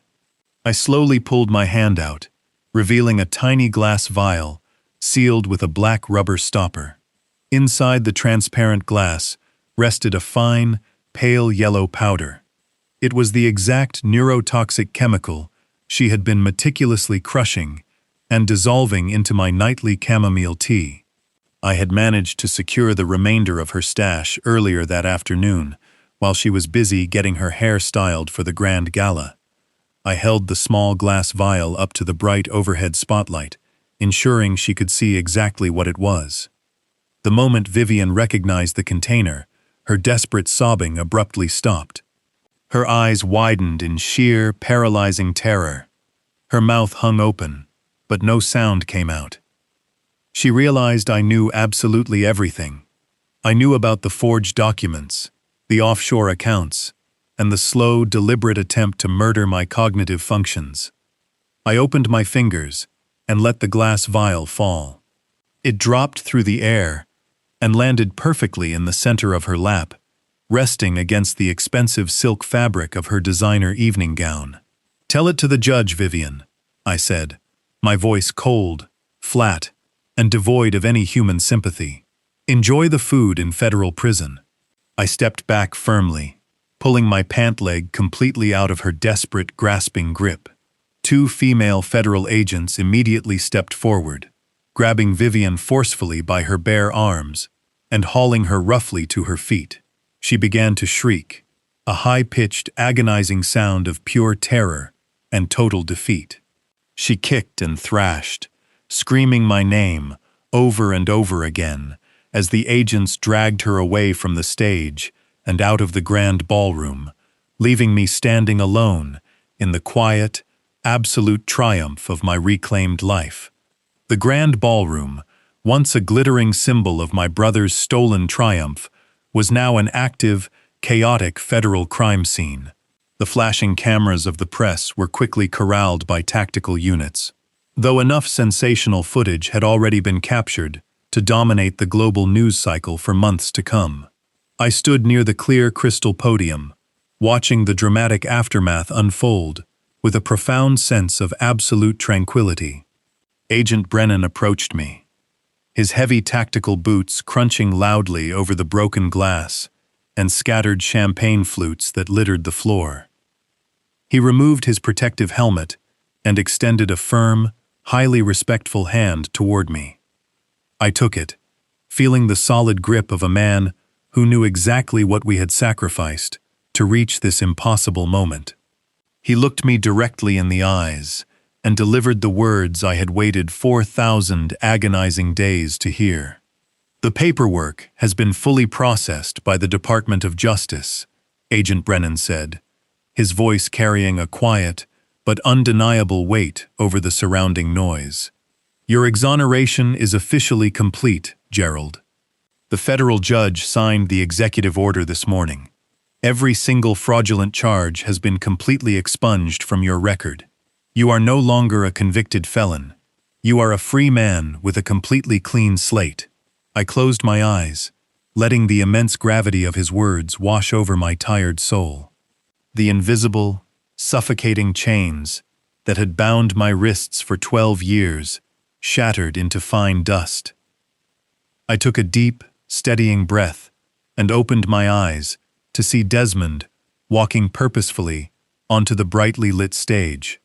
My fiercely loyal attorney did not look like a struggling, defeated paralegal anymore.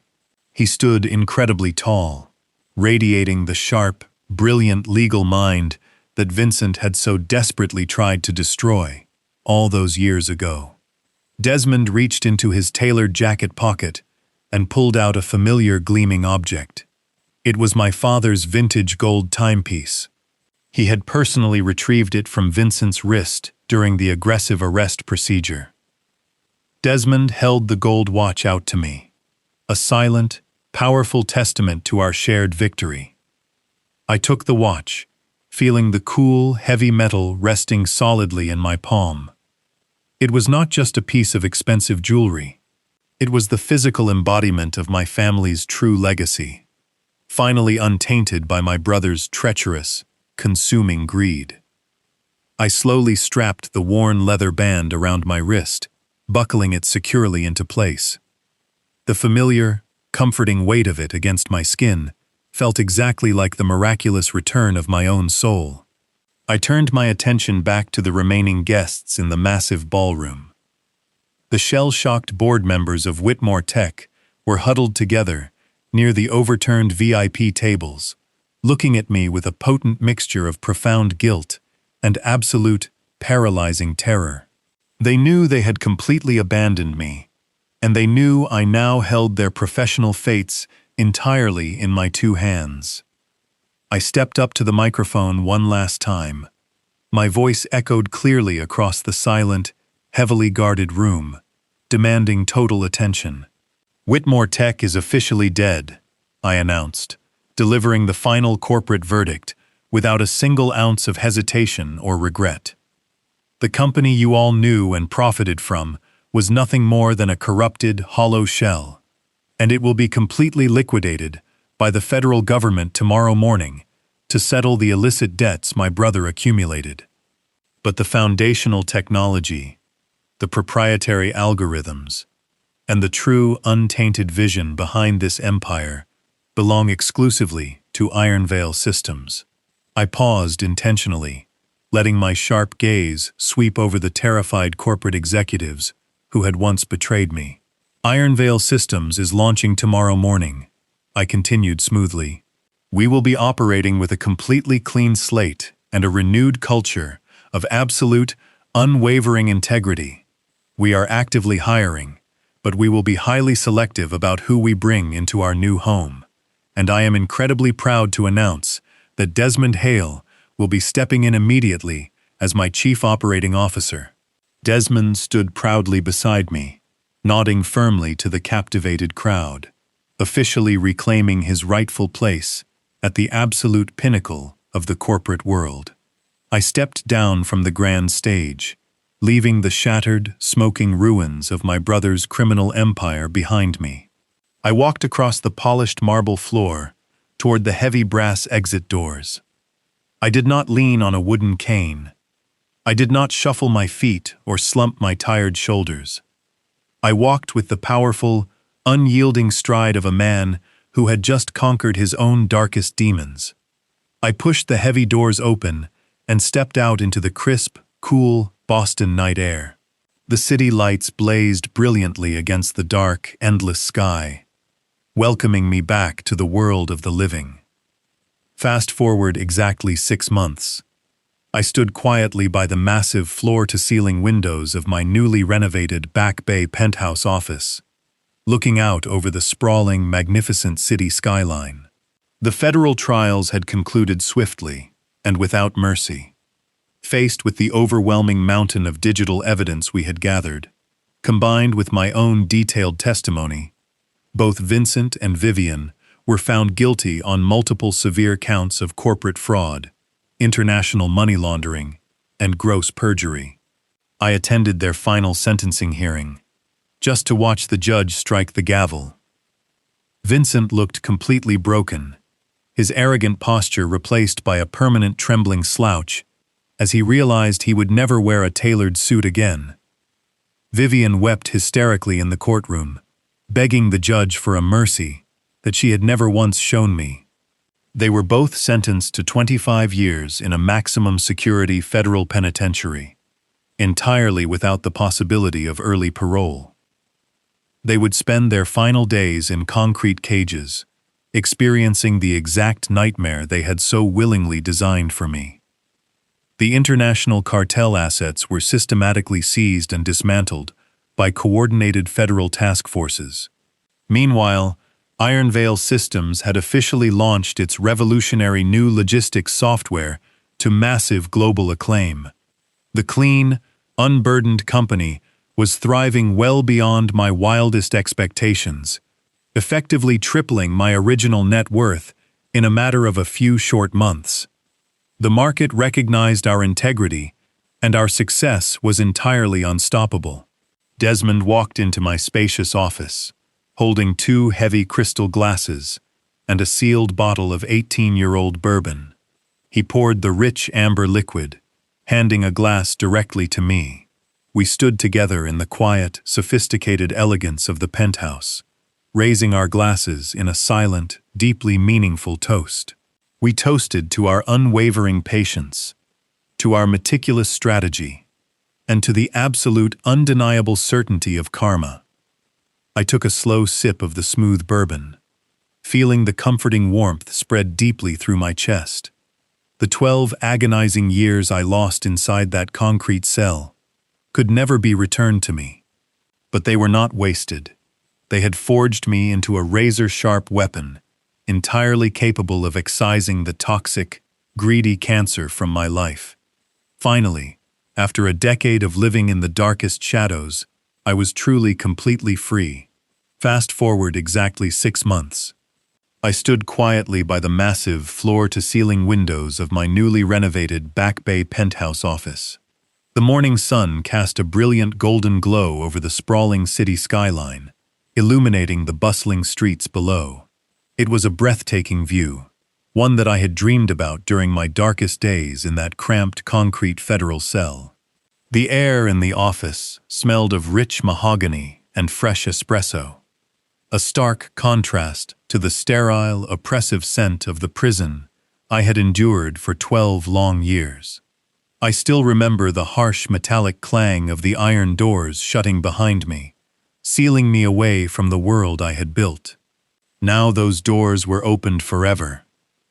I took a slow, deep breath, letting the profound sense of absolute freedom fill my lungs. The transition from a disgraced, forgotten convict to the undisputed owner of a thriving technology empire had been nothing short of miraculous. But it was not a miracle born of luck. It was the direct result of unwavering patience, meticulous strategy, and the relentless pursuit of ultimate justice. I turned away from the breathtaking window and walked slowly over to my expansive custom-built desk. The smooth, polished surface was completely clear, save for a few neatly organized legal files resting perfectly in the center.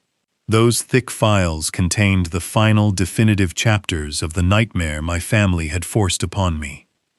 I placed my hand flat against the cool leather portfolio, feeling a profound sense of closure radiating through my fingertips.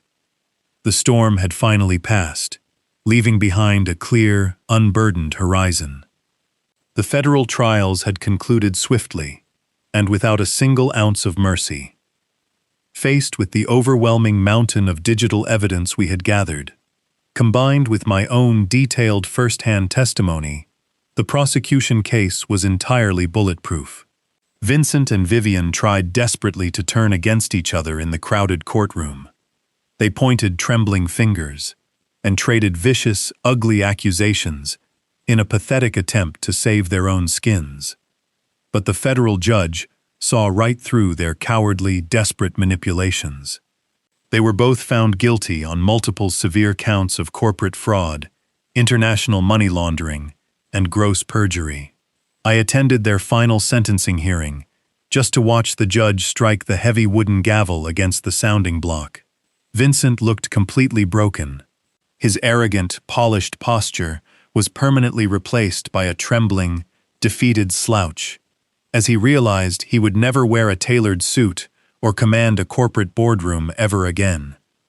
Vivian wept hysterically, burying her face in her shackled hands, begging the court for a leniency that she had never once shown me when she coldly orchestrated my ruin. They were both officially sentenced to 25 years in a maximum security federal penitentiary, entirely without the possibility of early parole. They would spend their final days locked in concrete cages, experiencing the exact same suffocating isolation they had so willingly designed for me. The massive international cartel assets they had managed were systematically seized and completely dismantled by coordinated federal task forces. Their illicit empire was erased from existence, leaving them with absolutely nothing but the crushing weight of their own monumental regrets. The millions they had once stolen were gone. They learned the hardest way possible, that building a life on a foundation of lies only guarantees a spectacular, unavoidable collapse when the foundation finally crumbles into dust. Meanwhile, Iron Veil Systems had officially launched its revolutionary new logistics software to massive, unprecedented global acclaim. The clean, unburdened company was thriving well beyond my wildest expectations. Without the toxic weight of my brother's criminal enterprises holding us back, our proprietary algorithms revolutionized the industry supply chain across the entire world. In a matter of a few short months, the incredibly successful launch effectively tripled my original net worth. The market recognized our absolute integrity, and our corporate momentum was entirely unstoppable. The heavy oak doors of my office opened with a soft, quiet click. Desmond walked in, looking sharp and incredibly confident in his new role as my chief operating officer. He carried 2 heavy crystal glasses and a sealed bottle of rare 18-year-old bourbon. He walked over to the small wet bar near my desk, uncorked the dark glass bottle, and poured the rich amber liquid. He handed a glass directly to me, a proud, knowing smile resting comfortably on his face. We stood together in the quiet, sophisticated elegance of the penthouse, raising our glasses in a silent, deeply meaningful toast. We toasted to our unwavering patience, to our meticulous strategy, and to the absolute undeniable certainty of karma. I took a slow sip of the smooth bourbon, feeling the comforting warmth spread deeply through my chest. I turned to look out over the city skyline once more. The 12 agonizing years I lost inside that concrete cell could never be returned to me. But as I stood there in the sunlight, I realized they were not wasted. They had forged me into a razor-sharp weapon, entirely capable of excising the toxic, greedy cancer from my life. Finally, after a decade of living in the darkest shadows, I was truly, completely free. Trust is the most valuable currency a man can possess, but blind trust is the quickest path to absolute ruin. When you spend your entire life building a meaningful legacy, you must always be prepared to defend it from those standing closest to you. The most devastating betrayal rarely comes from your known enemies. It almost always comes from those who smile warmly at your dinner table, the ones who claim to love you while secretly plotting your downfall. Time is the ultimate judge and the ultimate truth teller. It may take a single day, or it may take 12 agonizing years, but the truth will inevitably rise to the surface and shatter the darkest of lies. Never let immense hardship or profound injustice break your spirit. Instead, let the heavy weight of those trials forge you into someone completely unbreakable. True justice is rarely swift, and it is almost never easy, but it requires ultimate, unwavering patience. If you can maintain your focus, keep your mind sharp, and refuse to surrender to despair, you will eventually find the perfect moment to strike back. You must become the silent storm that your enemies never see coming until it is far too late for them to run. If my story of surviving profound betrayal and fighting back for ultimate justice resonated with you today, please take a moment to hit the like button and subscribe to the channel. Let me know in the comments exactly where you are watching from today, and tell me if you have ever had to bravely stand up against the people who severely underestimated your true worth. I read every single comment, and your incredible support means the absolute world to me. Please share this video with anyone who might need a reminder that they are strong enough to overcome their darkest days. Stay sharp. Always trust your deepest gut instincts, and never ever stop fighting for the beautiful life you rightfully deserve. Thank you so much for listening.